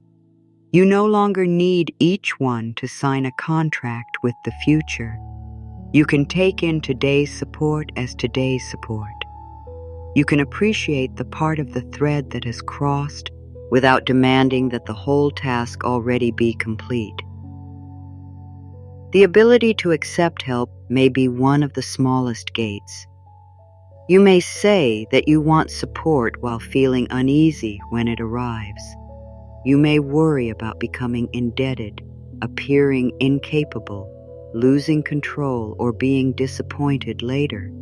You may prefer to carry too much alone because self-reliance feels more predictable than depending on another person. This response may have a history. Perhaps help once came with conditions that were not stated clearly. Perhaps someone offered care and later used it as leverage. Perhaps your needs were minimized, or you were taught that capable people do not ask. Perhaps you learned that needing anything gave others power over you. The hand remembers. It approaches support with the same caution it brings to every narrow opening. That caution does not have to be removed completely. It can become more precise. You can ask what is being offered. You can clarify expectations. You can accept one part without accepting everything. You can say no to conditions that feel unsafe. You can choose support from people whose actions have shown consistency. You can seek trained guidance where personal relationships cannot provide enough knowledge. Accepting help does not require abandoning discernment. The thread enters because the hand is careful, not because it becomes careless. There are also times when you may reject an opening because it does not look impressive enough. The assistance is small. The first step feels ordinary. The invitation is not the one you pictured.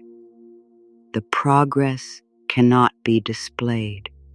The answer reduces a problem, but does not remove it. The mind says this cannot be the beginning because beginnings are supposed to feel larger. Yet the eye of the needle is tiny. Its size does not determine the importance of what can pass through it. A small opening may be enough for a connection to begin. A short conversation may give you accurate information. A modest opportunity may help you build skill. A simple boundary may stop a repeating drain. A few nights of more consistent rest may improve the quality of your decisions. One practical appointment may clarify what months of private guessing could not. The opening does not have to look grand to be useful. What matters is whether it is real, respectful, and connected to the direction you value. This is where patience becomes active rather than passive. Active patience does not wait with folded judgment while life makes every decision. It continues to prepare the thread. It gathers the fibers. It checks the angle. It strengthens the hand. It improves the quality of the next attempt. In your life, preparation may mean learning what you need to learn, completing the application, saving what you can, having the necessary conversation, seeking qualified advice, practicing the skill, or stepping away from what keeps scattering your focus. Then, when the action has been taken, patience stops repeating it unnecessary. It does not send 10 messages where one clear message was enough. It does not keep reopening a decision that was made with care. It does not demand immediate certainty after doing what could responsibly be done. It recognizes the boundary between your movement and what is no longer yours to control.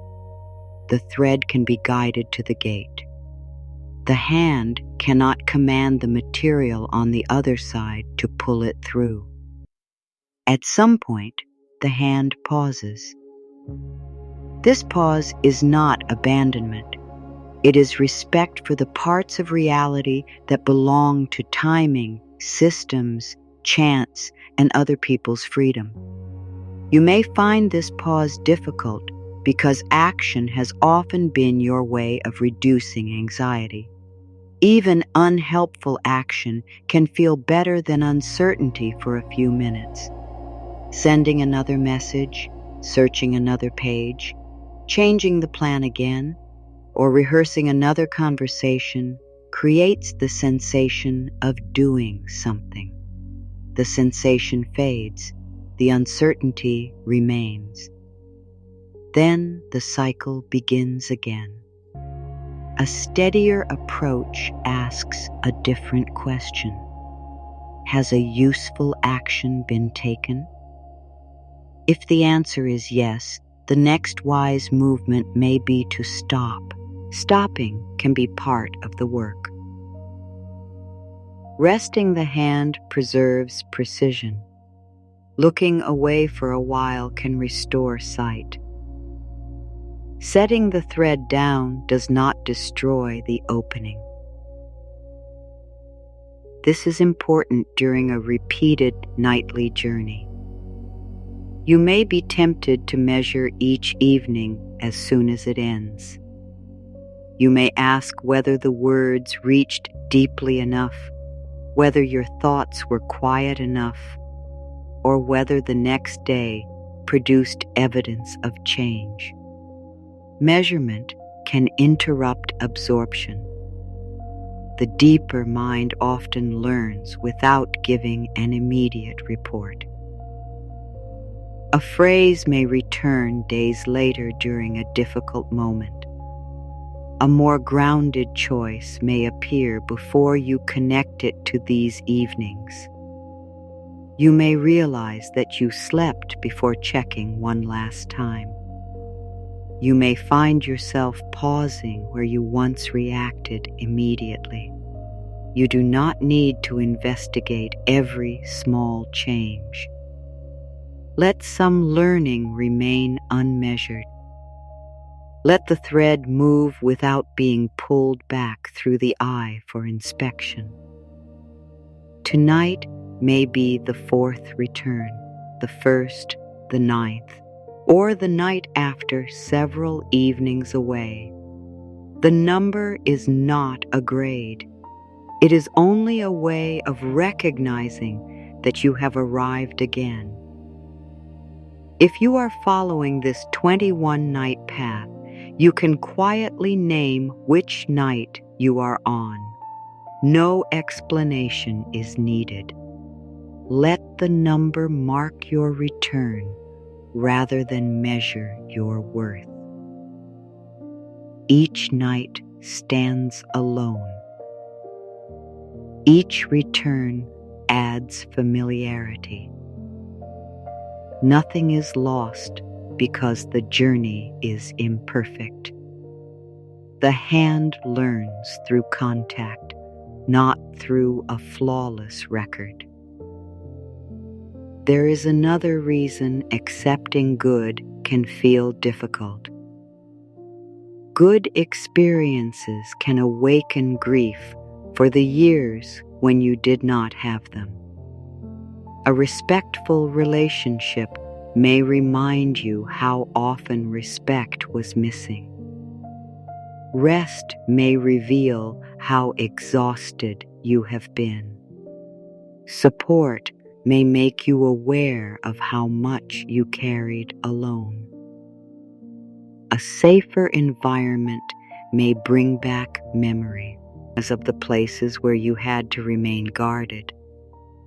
This mixture can be confusing. You may think you are failing to appreciate what is present because sadness appears beside it. In truth, the heart may be taking in 2 realities at once. This is good. And this was needed before. Both can be true. The thread passing through the gate does not erase the time spent missing it. You can draw it forward while honoring the strain that came first. You do not have to turn gratitude against grief. You do not have to tell the sad part of you that it is ruining the moment. Let good reach the part that is ready. Let grief speak without becoming the whole meaning. The hand can hold more than one feeling and still remain steady. Joy does not require emotional purity. Relief does not require forgetting. A new opening does not require you to deny how long you faced the closed surface. This is a more durable form of openness. It does not collapse when complicated feelings appear. You may also feel suspicious when something becomes easier. Struggle may have become so familiar that ease seems unreliable. You may believe that what comes without great effort cannot be valuable. You may expect a hidden cost. You may keep adding difficulty because difficulty makes the result feel legitimate. The thread teaches another possibility.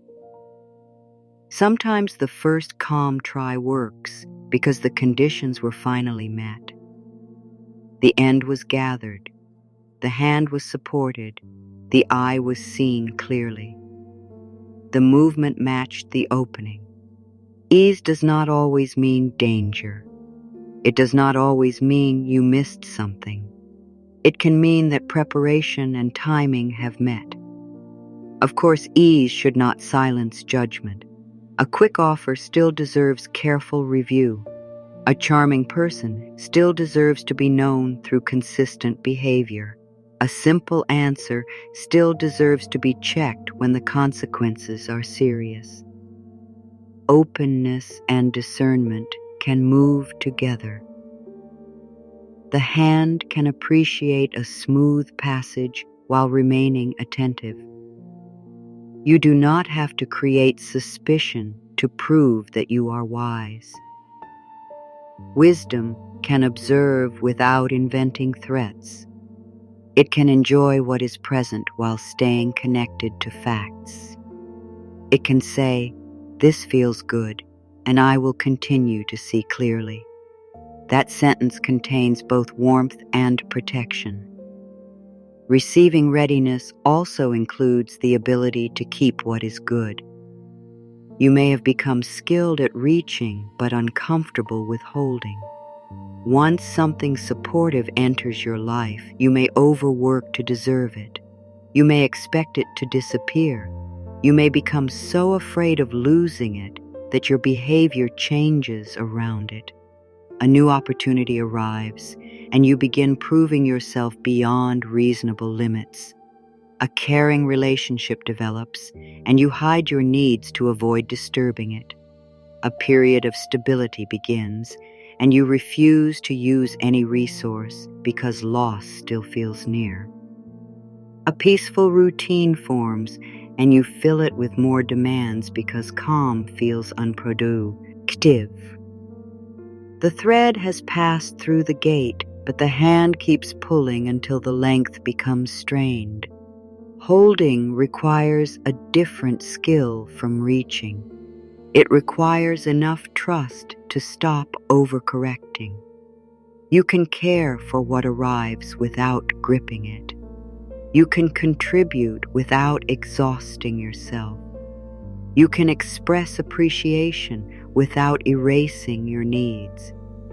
You can plan wisely without living as though loss has already occurred.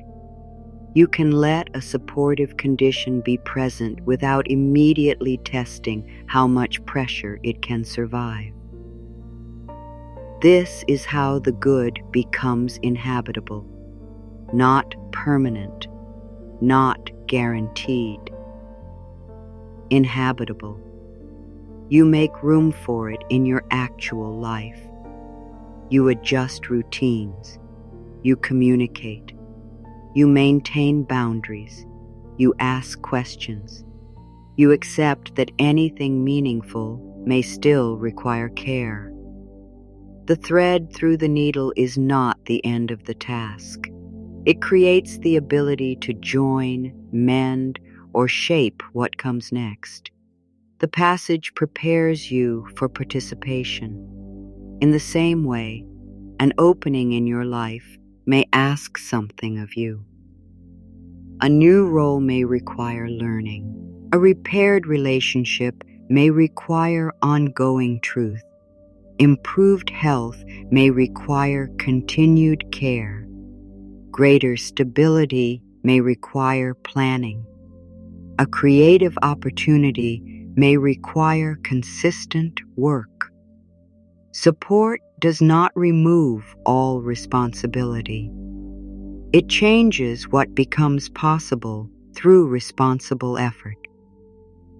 This is why openness is never passivity. It is not waiting for the needle to move toward the thread by itself. The hand participates. It comes close. It adjusts. It learns. It tries. Then it stops forcing what cannot be forced. There is dignity in that balance. You are neither helpless nor all-powerful. You have influence, not total control. You have choices, not command over every condition. You can prepare, speak, act, leave, remain, ask, learn, and rest. You cannot make every person understand. You cannot make every system fair. You cannot make every body respond according to hope. You cannot make every result match effort. Acknowledging these limits can feel painful, but it also returns energy that has been spent trying to control what was never yours. That energy can move toward the hand, toward your choices, toward the strand that can actually pass. Perhaps there is one area where you have been trying to pull the whole length through too quickly. You may not need to name it in words. You already know the pressure it carries. Consider what the smallest honest passage might be, not the final result, not the complete repair. The next movement that respects both hope and reality. It may be one question, one boundary, one application, 1 hour of work, one request for help, one night without further checking, one acknowledgement that the current approach is not working, one decision to gather better information. The smallness of the action does not make it weak. Precision often looks small from the outside. The hand moves only a short distance, yet that distance changes the thread's position. You can stop demanding visible drama from meaningful progress. Some of the strongest changes make very little noise.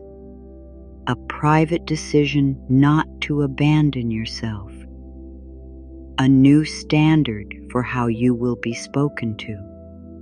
A willingness to review the facts before believing fear. A choice to seek professional guidance instead of carrying uncertainty alone. A pause before giving another automatic yes. A night in which the body is permitted to land before the answer arrives. These movements may never be applauded. They still matter. They strengthen the hand that meets the next opening. The old urgency may return tomorrow. It may tell you that one quiet night changed nothing. It may point to the unfinished situation and demand that you resume the chase. You can hear it without giving it every hour. You can say, "There is more to do, and I will do what is mine when I am rested enough to do it well." You can say, "This matters, and pressure is not the only evidence that I care."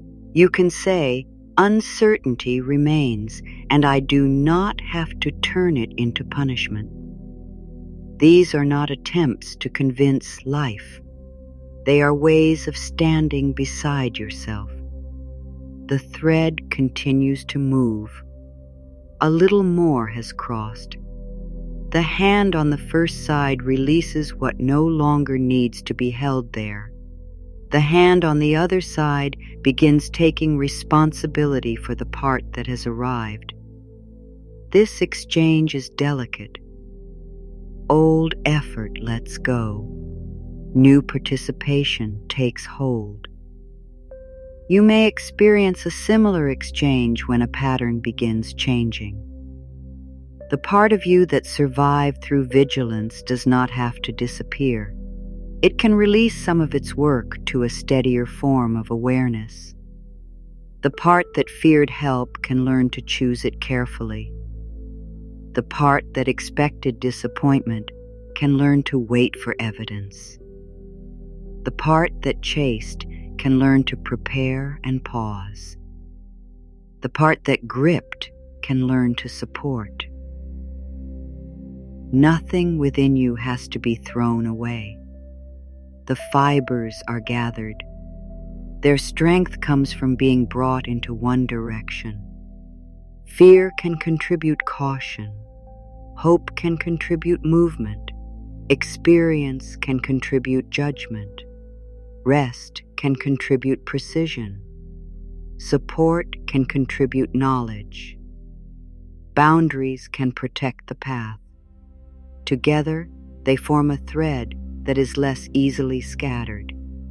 Your inner life does not need every part to sound the same. It needs enough cooperation for the next honest action. Tonight, cooperation may mean that fear is permitted to speak, but not to command. Hope is permitted to remain, but not to promise. The body is permitted to rest without proving that every concern is solved. The future is permitted to remain unfinished. The thread is through the gate, not all the way. Enough to know that passage can begin without force. Enough to know that receiving is not surrendering judgment. Enough to know that a small opening can be respected.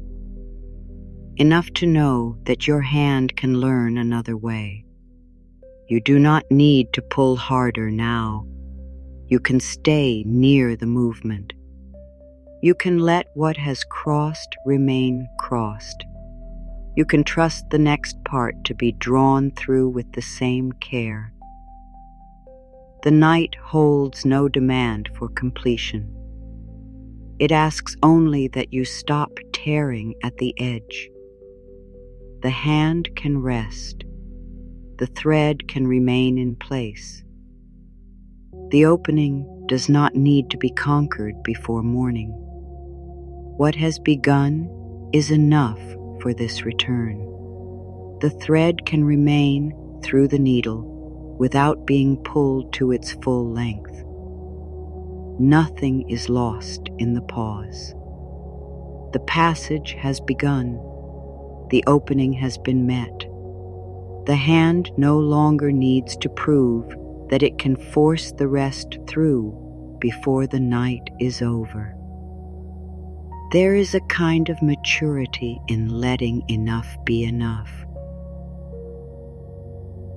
The chasing mind does not understand this at first. It assumes that stopping means losing momentum. It imagines that every unfinished movement will reverse itself unless you keep holding it. It believes that progress must be guarded through constant attention. Yet the thread does not retreat because the hand rests. It remains where it has passed. Your own inner changes can remain while you sleep. You do not have to keep repeating every insight to preserve it. You do not have to monitor whether your mind is learning correctly. You do not have to hold the new thought at the surface all night. The deeper layers of you have their own quiet way of receiving experience. They learn from the moment you choose not to check again. They learn from the breath you do not force. They learn from the concern you set down without solving. They learn from the way you speak to fear without becoming cruel. They learn from the boundary you keep even when guilt appears. They learn from the practical action you take and the unnecessary action you resist. These experiences are small lengths of thread drawn through the gate. One by one, they change what becomes familiar. For a long time, strain may have felt familiar. You knew what to do with strain. You tightened, you planned, you prepared, you imagined, you watched. You tried to make yourself more useful, more acceptable, more ready, more difficult to reject. Ease may feel less familiar. When no immediate problem is present, the mind may begin searching for one. When someone is consistent, you may wait for the change. When the day moves quietly, you may feel that you have forgotten something. When the body begins to loosen, a thought may arrive to pull it back into duty. This does not mean peace is impossible for you. It means strain has had more practice. The hand that has clenched for years does not open through criticism. It opens through repeated evidence that another position is possible. Tonight is one piece of that evidence. The needle is not being abandoned. The thread is not being lost. The work is not being denied. The hand is resting because use steadiness matters. You may carry a belief that rest must be earned through completion. The task must be finished.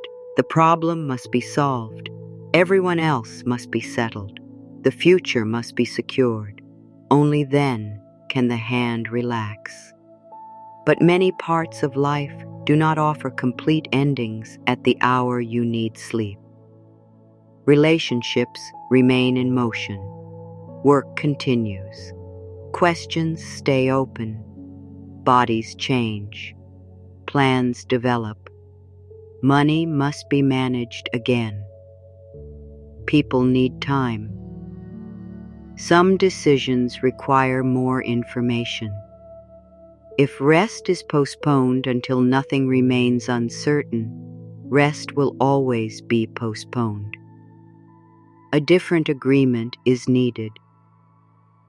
You rest not because everything is complete, but because you are a living person within an incomplete life. You rest because tomorrow's precision depends partly on tonight's recovery. You rest because the hand deserves care even when the sewing is not finished. You rest because exhaustion does not make an opening wider.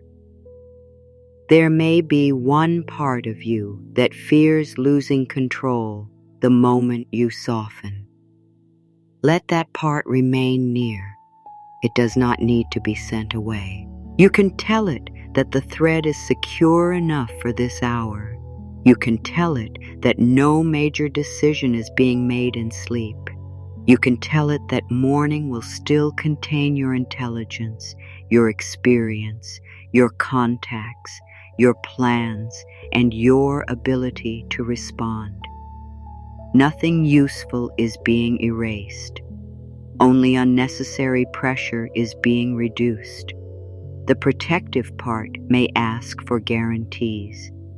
You cannot honestly give it every guarantee. You cannot promise that tomorrow will contain only good news. You cannot promise that every person will act wisely. You cannot promise that no plan will change. You can offer a smaller truth. Whatever tomorrow contains, you will meet it more clearly after rest than after a night of private battle. You can offer another truth. You have survived days you did not know how to face in advance. You can offer one more. You are permitted to seek help when a situation exceeds what you can carry alone.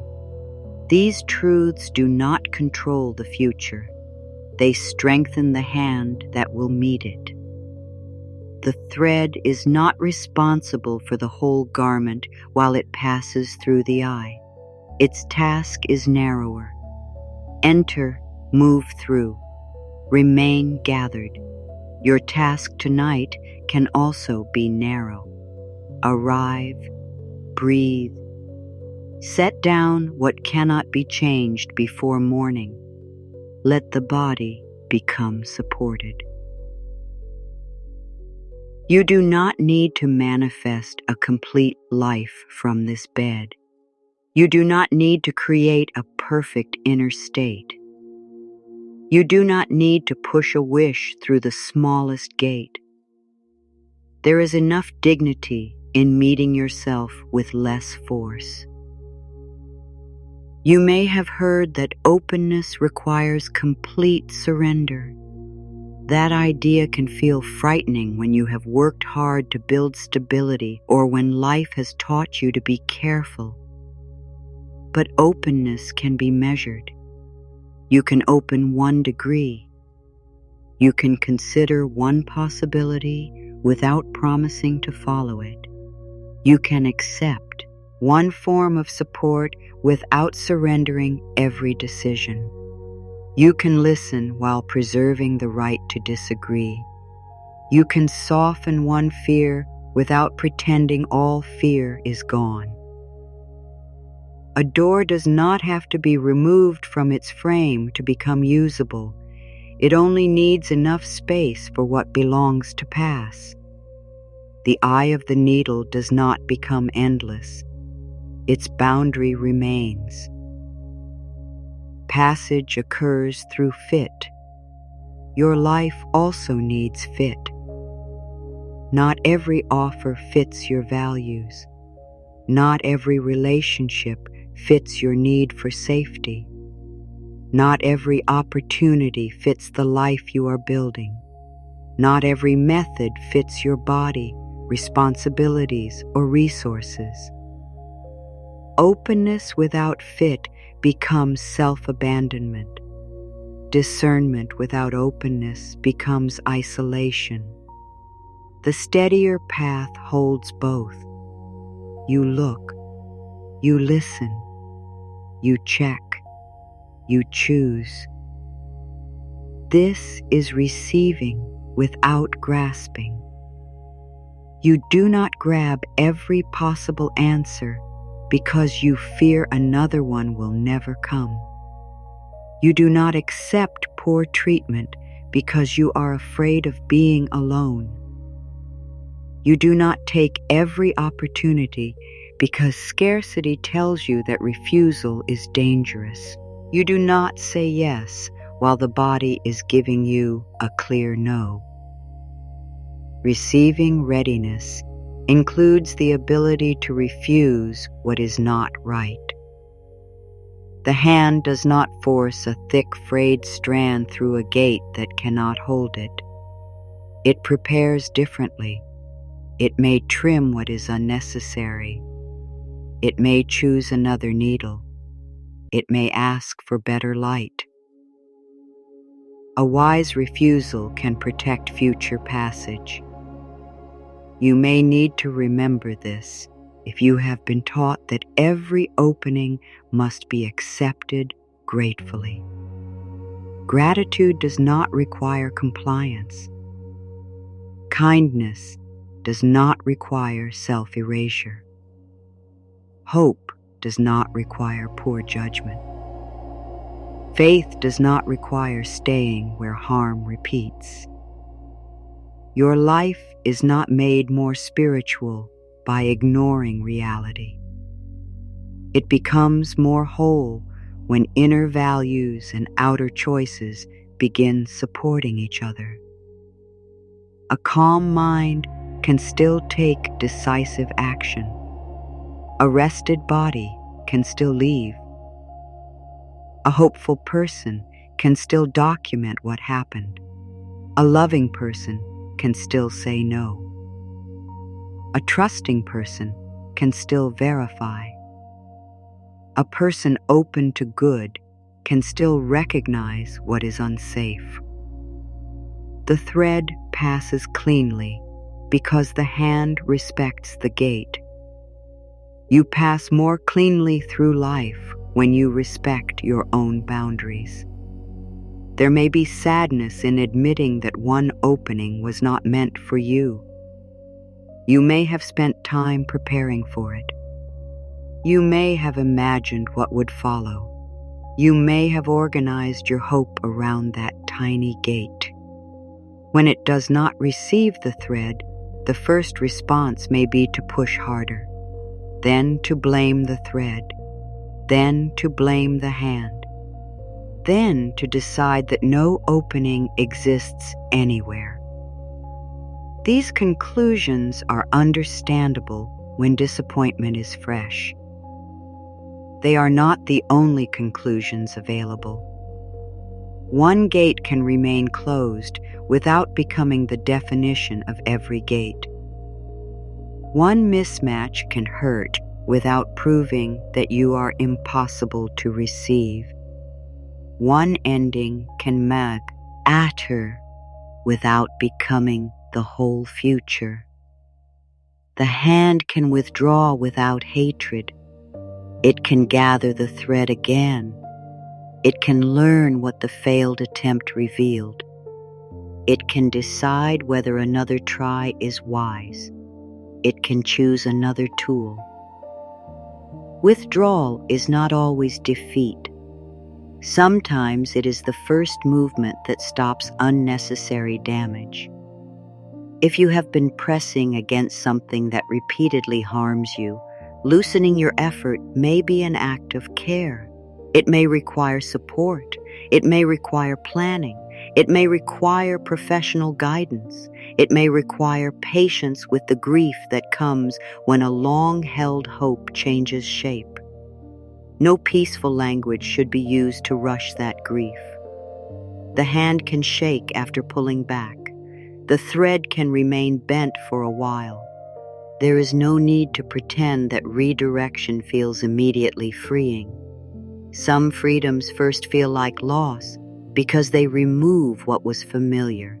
Let the feeling be honest. The night can hold honesty without turning it into a prediction. You can say this hurts. You can say I expected something else. You can say I need support. You can say I do not know the next opening yet. These sentences do not close you. They gather you. They bring the fibers back into one place. The line you have already heard can return now in a quieter form. I steady within. Life's opening receives me. You are not claiming that every opening will receive you. You are practicing the steadiness to meet what is genuinely open. The difference matters. It removes the demand from the sentence. It keeps dignity inside hope. It protects the heart from being asked to believe what experience cannot support. A smaller willingness can follow. I am willing to meet what is real. That may be enough for this part of the night. Not what fear predicts, not what fantasy insists. What is real? The real breath, the real bed, the real concern that can wait, the real action that belongs tomorrow, the real support that may need to be requested, the real limit that has been reached, the real possibility that has not yet been fully considered. When attention returns to what is real, the mind becomes less scattered. The thread stops dividing into 100 imagined strands. It becomes one strand in one hand at one gate. The narrowing is restful. You are not shrinking your future. You are reducing the number of futures you must manage tonight. There is no need to solve the conversation, the work, the health question, the relationship, the finances, the family matter, and the next 5 years in the same hour. One gate, one thread, one movement, then rest. This is how the inner reign can begin, not as a storm of instructions, not as an attempt to overpower doubt, as short drops of language, each one small enough to pass through without resistance. You do not need to hold every line. Let some pass quickly. Let some remain. Let some feel believable. Let others become possibilities you may grow toward. I can soften without disappearing. I can rest without giving up. I can hope without demanding. I can act without panic. I can wait without punishment. I can question without collapsing. I can choose with care. I can change direction. I can ask for help. I can protect my peace. I can honor the facts. I can remain open. I can trust slowly. I can begin again. I can stop forcing. I can keep learning. I can accept support.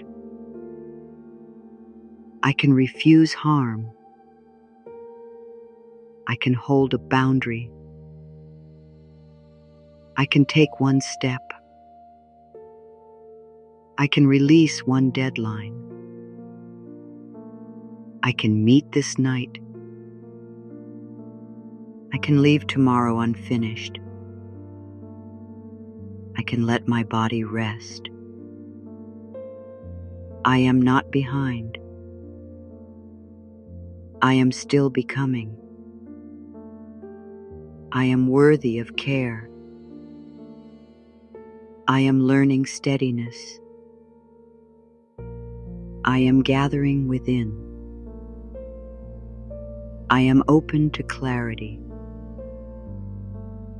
I am available to truth. I am guided by values. I am supported by wise action. I am permitted to pause. I am permitted to reconsider. I am permitted to say no. I am permitted to say yes. I am permitted to need time. I am permitted to seek support. I am more than one outcome. I am more than one delay. I am more than one mistake. I am more than old fear. I am here. I am breathing. I am supported. I am safe enough now. The lines may touch different parts of you. One may meet the hand that has been gripping. One may meet the thread that has felt frayed. One may meet the eye that has stared too long. One may meet the part that believes it must earn rest. No single line has to carry the whole shift. The rain works through accumulation. A drop, another drop. No force, no demand. The deeper mind is not being ordered to become new by morning. It is being introduced to another language. A language in which worth is not measured by speed. A language in which boundaries and openness belong together. A language in which rest can exist before completion. A language in which the future is not treated as a punishment waiting to happen. This language may feel unfamiliar, but unfamiliar does not mean false. The hand once learned strain through repetition. It can learn steadiness through repetition too. Not every repetition will feel profound. Some nights the words may pass by without emotion. Some nights sleep may come early. Some nights old thoughts may remain loud. The practice does not depend on dramatic response. The thread can move through the gate without music, signs, or certainty. The movement itself is enough. You return. You soften the unnecessary grip. You remember the difference between influence and control. You honor the next action. You leave the rest to morning, timing, other people's choices, and realities larger than your command.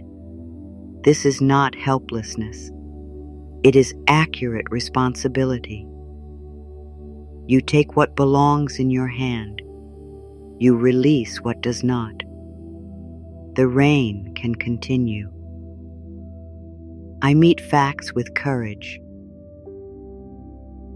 I meet change with patience. I meet support with discernment.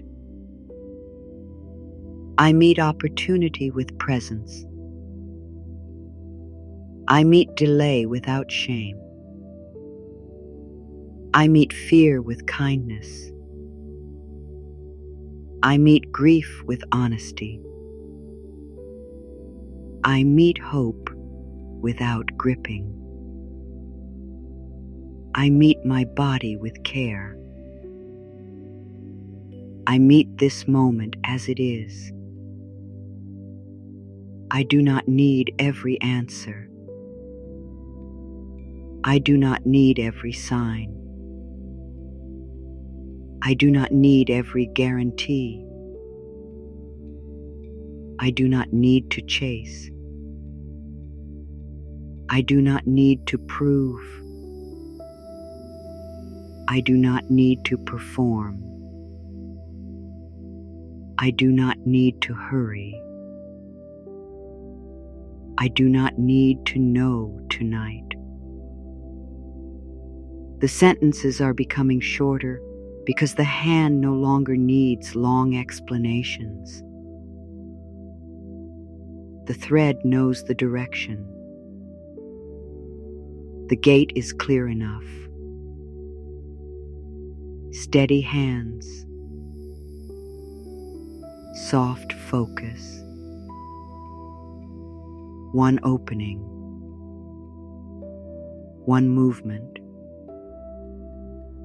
No hurry. No punishment. No proving. Less pressure. More truth. More room. More care.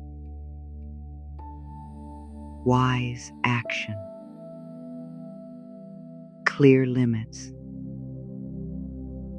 Quiet hope. Open hands. Present breath. This night. This body. This moment. Enough. The drops become lighter. The body does not have to follow any command. It can respond at its when pace.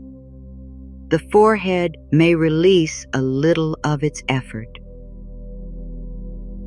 The eyes can stop reaching into the dark for information. The jaw can rest without finishing the old conversation. The tongue can settle. The throat can become less responsible for unsaid words.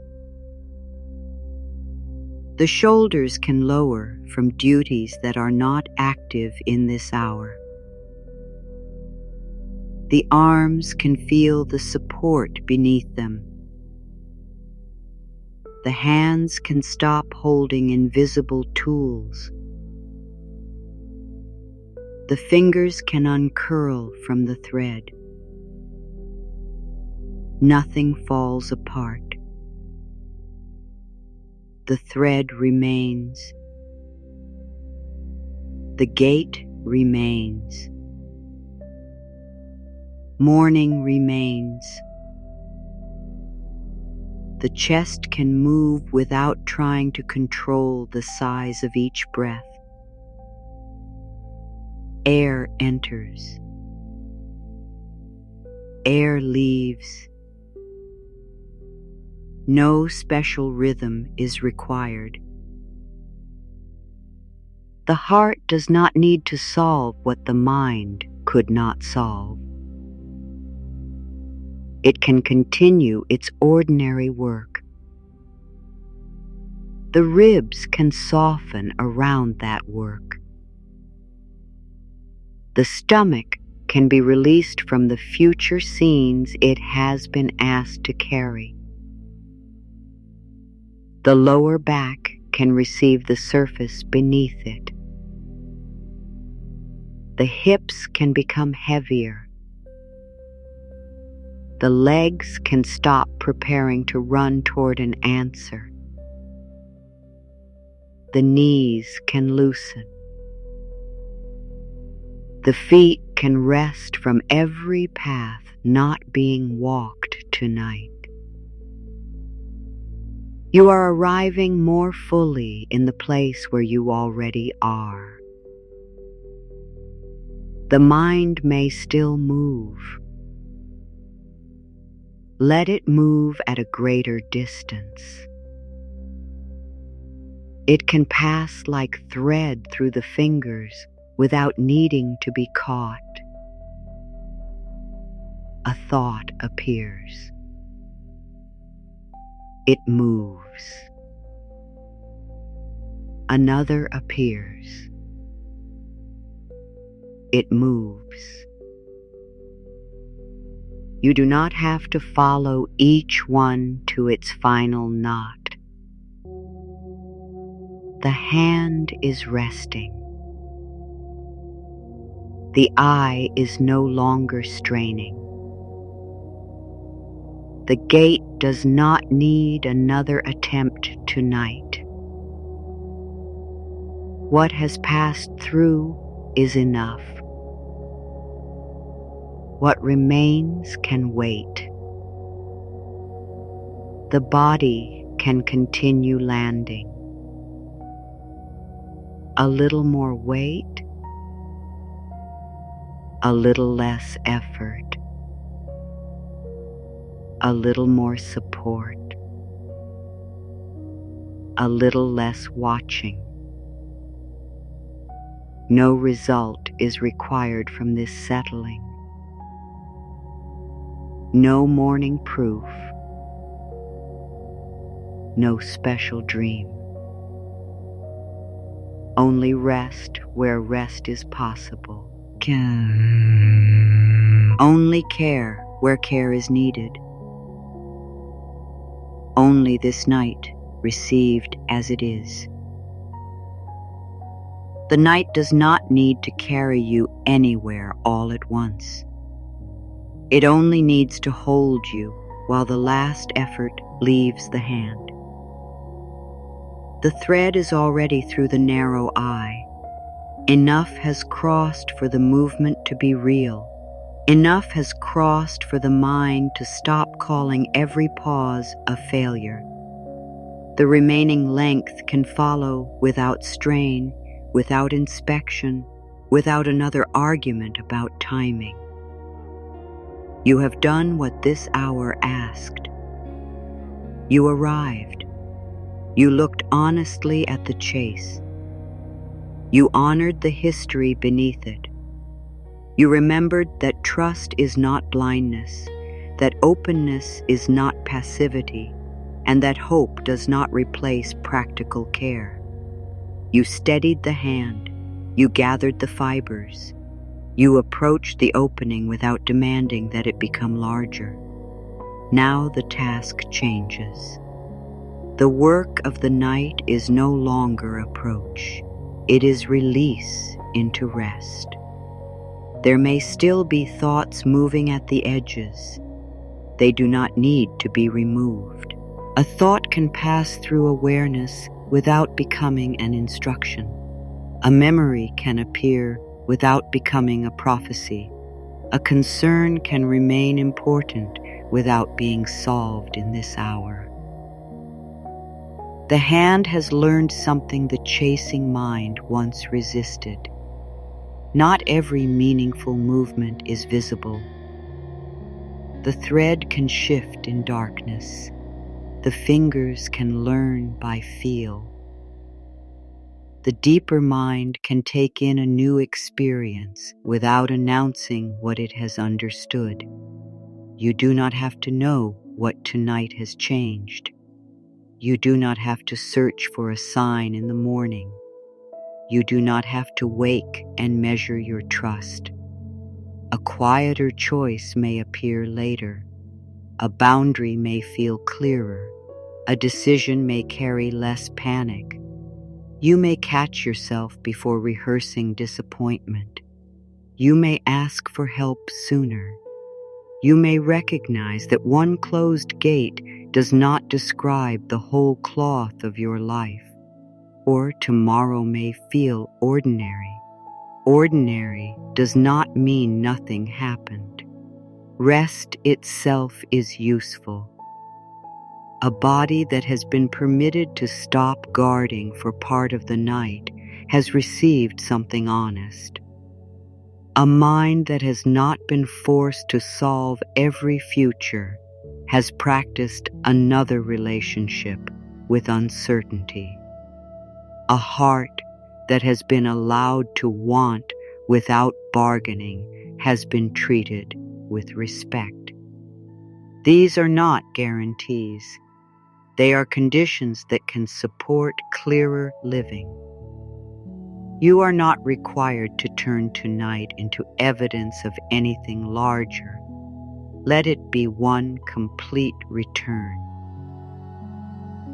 If this is an early night in your 21-night path, the practice is still new. If this is a later night, familiarity may already be forming. If you lost count, you have not lost the path. A return does not become less meaningful because the number is uncertain. The ritual remains simple. You come back. You tell the truth. You release the unnecessary grip. You remember the next real step. You rest. Tomorrow, and the hand may need to move again. It may need to write, call, prepare, ask, refuse, review, repair, or seek trained support. Tonight does not cancel those movements. It protects the clarity with which you can make them. There is no conflict between resting now and acting later. There is no conflict between faith and facts. There is no conflict between hope and a firm boundary. There is no conflict between inner steadiness and professional care. The thread is strongest when its fibers move together. Your life becomes steadier when your inner values and outer actions begin moving in the same direction. You may wish for support and also make the request. You may wish for change and also review the evidence. You may wish for peace and also leave what repeatedly destroys it. You may wish for health and also seek qualified medical guidance. You may wish for stability and also take practical financial steps. You may wish for connection and also refuse to earn it through self-erasure. This is not a smaller form of trust. It is trust with roots. The hand does not close its eyes to pass the thread. It sees more clearly. It comes close enough to respect the dimensions of the opening. It adjusts the angle when needed. Your hope can do the same. It can come close to reality. It can look directly at what is present. It can change its approach without losing its deepest direction. The exact form you once demanded may no longer be the only form you can imagine. The real need beneath that form may have become clearer. You may have asked for one particular role because you wanted meaningful work and dignity. You may have asked for one particular person because you wanted mutual love and emotional safety. You may have asked for one exact amount because you wanted relief, choice, and stability. You may have asked for one path because you wanted to know your life was moving. The form mattered. The deeper need matters too. Holding both can widen discernment without turning your desire into something vague. You can continue to prefer what you prefer. You can also remain able to recognize support that meets the deeper need through another honest route. The thread does not become less itself when it passes through a different needle. Its purpose may continue. Its direction may become clearer. Its usefulness does not depend upon one gate. This thought is not meant to rush you away from grief. When a hoped-for opening closes, the loss may be real. The mind may understand alternatives before the heart is ready to consider them. Let timing exist inside you too. The hand can rest before preparing again. The fibers can be gathered after they have stopped trembling. You are not late because you need time. You are not resistant because you need evidence. You are not closed because one part of you is still hurt. Openness can coexist with recovery. Trust can develop beside caution. Inner movement can continue while the body asks for slower days. There is no single correct speed. The narrow gate only asks that the movement fit. Across repeated nights, the change may not look like constant progress. One evening may feel calm, another unsettled.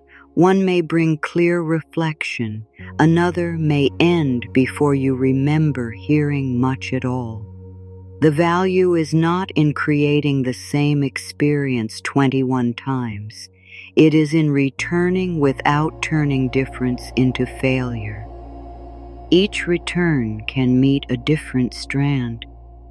One night may meet the strand of fear.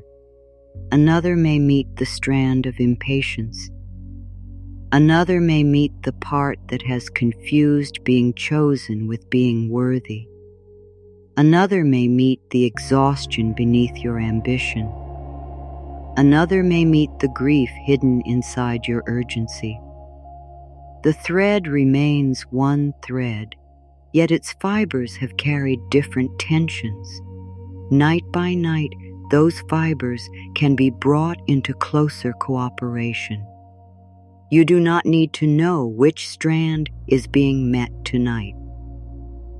The deeper mind is not a machine that must be programmed with perfect language. It is part of your living experience. It learns from repetition, emotion, action, relationships, and the conditions around you. It can learn from words, but it also learns from the way you behave after the words have ended. When you follow a calm reflection with a practical boundary, the learning becomes more believable. When you follow hope with responsible preparation, the learning becomes more grounded. When you follow self-kindness with a request for qualified support, the learning becomes embodied. When you follow rest with one clear action, the learning gains direction. The nightly path is therefore not separate from your days. It does not ask you to remain in bed waiting for change. It gives the hand a chance to recover so that daytime choices can become less scattered. Trust grows through these choices. It grows when you keep a small promise to yourself. It grows when you stop making excuses for a pattern that repeatedly harms you. It grows when you admit what you do not know and seek reliable information. It grows when you let another person help without handing them your entire judgment. It grows when you discover that disappointment can be survived without becoming your identity. Openness also becomes more honest through practice. It is not only opening toward what you want, it is taking in what is already true. You take in the fact that you are tired. You take in the evidence that something needs to change. You take in the kindness that does not ask you to shrink. You take in the lesson that one method is no longer useful. You take in the support that respects your freedom. You take in the possibility that the next chapter may begin smaller than expected.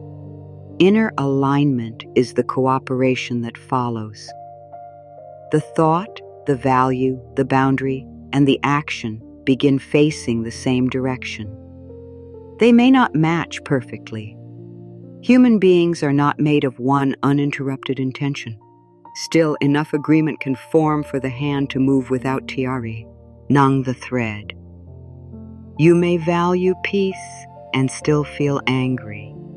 You may value courage and still feel afraid. You may value openness and still need time. You may value connection and still choose distance. The presence of a difficult feeling does not erase the direction of your choices. Alignment is not emotional sameness. It is honest relationship. You listen to what a feeling carries. You decide what belongs to the present. You choose a response that respects both your values and the facts. Then you let the outcome remain partly outside your control. This is a living skill. Some nights will strengthen it quietly. Some days will test it sharply. A hard day after a calm night does not mean the night failed. It may be the day on which the steadier hand receives its practice. You might still react quickly. You might still chase an answer. You might still grip. Then awareness returns. You see the tightened hand. You loosen one finger. That is part of the path too. You are not required to maintain an unbroken state. You are learning how to return more faithfully, more quickly, and with less punishment. By the later nights, you may realize that the opening was never a single external event. It was also the inner space between impulse and action. The small gate was the moment in which another choice became possible. A pause before sending, a breath before agreeing, a question before assuming, a fact before predicting, a boundary before resentment, a request before collapse. These gates are small, but they change direction. Each one lets a steadier strand enter the fabric of your day. The journey is not asking you to become passive enough for life to happen to you. It is helping you become present enough to participate without making panic your guide. You will still have preferences. You will still pursue goals. You will still care about results. The difference is that the hand can move with greater respect for itself. It can stop when the thread begins to fray. It can ask for better light. It can choose a more suitable opening. It can accept that some work requires another person's skill. It can recognize that rest is part of precision. This is how trust, openness, and inner alignment become more than ideas. They become the way the hand approaches what matters. Over time, the result may be less dramatic than the mind once expected and more useful than it knew to request. You may become less interested in proving that life supports you and more capable of recognizing where support is present. You may spend less energy interpreting every delay and more energy preparing for the choices that are yours. You may become less willing to call self-abandonment patience. You may become more willing to let a clear no protect the yes that still belongs somewhere ahead. The thread does not teach endless waiting. It teaches appropriate approach. Sometimes the hand tries again. Sometimes it changes the angle. Sometimes it prepares a leaner end. Sometimes it asks another hand for help. Sometimes it sets down the wrong needle. Each response can be steady when it is guided by what is real rather than by the fear of losing every possibility. This is why the nightly ritual can remain useful even when your outer situation changes. The gate may represent a different decision next week. The thread may carry a different hope. The hand may be learning a new boundary. The practice remains the same because the quality of approach remains relevant. Steady breath, softened focus, truth before prediction, action before repeated worry, rest after useful effort. You are not trying to become a person who never wants, never fears, or never hesitates. You are becoming more able to hold desire without tearing it, to hear fear without obeying every warning, and to pause without assuming that life has passed you by. That is a worthy journey for 21 nights. It is also worthy for this one. Tonight, the fitting movement is sleep, not another search, not another inner debate, not another attempt to make the future explain itself. Sleep, the word may feel simple, but the act can require courage when vigilance has become familiar. To sleep is to admit that the world will continue for a few hours without your supervision. It is to release the thread while trusting that it will not vanish. It is to let the hand become empty. An empty hand is not a powerless hand. It is a hand that can recover its feeling. It is a hand that can meet morning without carrying the whole night in its grip. Let the fingers be free of imagined tasks. Let the palms stop holding tomorrow's weight. Let the wrists become quiet. The thread has not fallen. It has been placed. There is a difference. What is placed can be found again. What is placed can wait. What is placed does not require constant contact to remain real. Your desire can be placed. Your unanswered question can be placed. Your next action can be placed in the morning. Your concern can be placed beside the support you will seek. Your hope can be placed without being withdrawn. Nothing meaningful is being thrown away.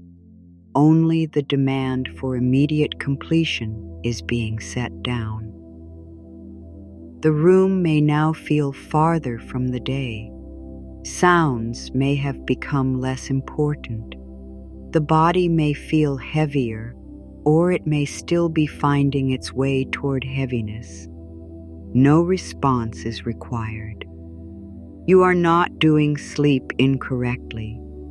The body has its own timing. Let the forehead be unassigned. Let the eyes be unresponsible. Let the jaw stop holding the shape of an answer. Let the throat rest from every explanation. Let the shoulders leave tomorrow where it belongs. Let the arms become quiet beside you. Let the hands remain open. Let the chest move in its natural way. Let the stomach be free of imagined outcomes. Let the back be held. Let the hips settle. Let the legs become still. Let the feet arrive at the end of today. You have reached the end of today. That is enough. The mind may still return to the gate. It may ask whether the thread will pass completely. You can answer without words. The hand is resting. The passage has begun. Morning can hold the next movement. The mind may ask whether the opening is the right one. You can answer through patience. More information can come.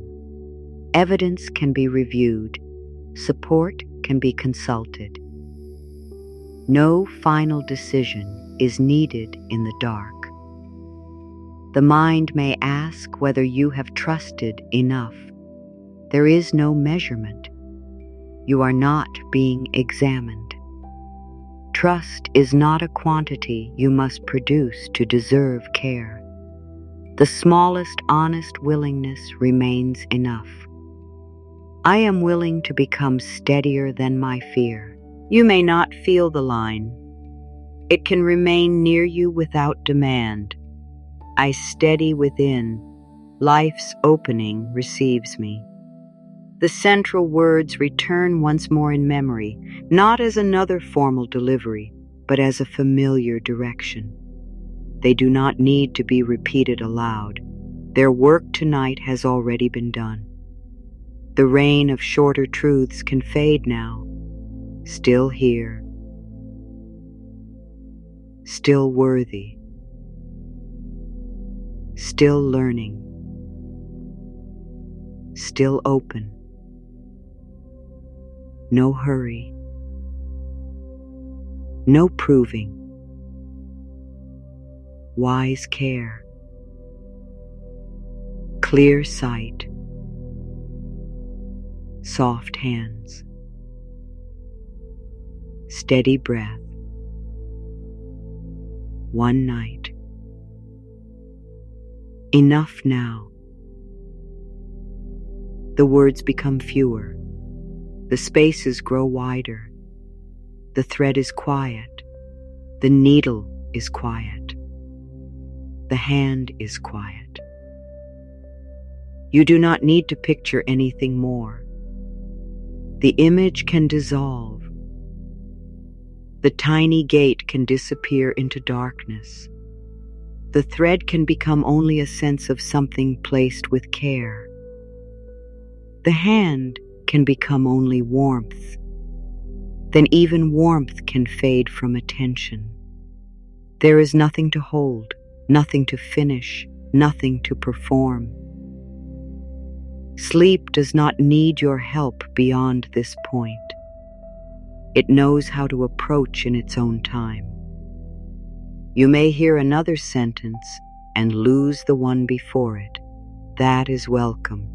You may drift and return. That is welcome too. The path into sleep is not a straight line. The hand can loosen again each time awareness returns. A thought, a breath, a little more weight, then distance. If fear brings back a future scene, let the scene remain unfinished. If memory brings back an old conversation, let the final word go unsaid. If desire brings back the opening, let the opening remain unmeasured. Nothing is improved by force now. The calm try has already taught what it came to teach. Hurry was never proof of devotion. Pressure was never proof of worth. Watching was never the only form of care. You can care and sleep. You can hope and sleep. You can remain responsible and sleep. You can leave life unfinished and sleep. The night is wide enough to hold what you are not carrying for these hours. Let the deeper surface beneath you take more of your weight. Let the air meet you without instruction. Let the heart continue without supervision. Let the next breath come from the body rather than the mind. Arriving, landing, lowering, softening, resting. The words are almost gone. Only the final promise to yourself remains. It is not a promise about results. It is a promise about the quality of your meeting with life. I welcome life's opening with steady hands. The hand is open now. The thread is through. The gate has been met without conquest. There is no more work for this night.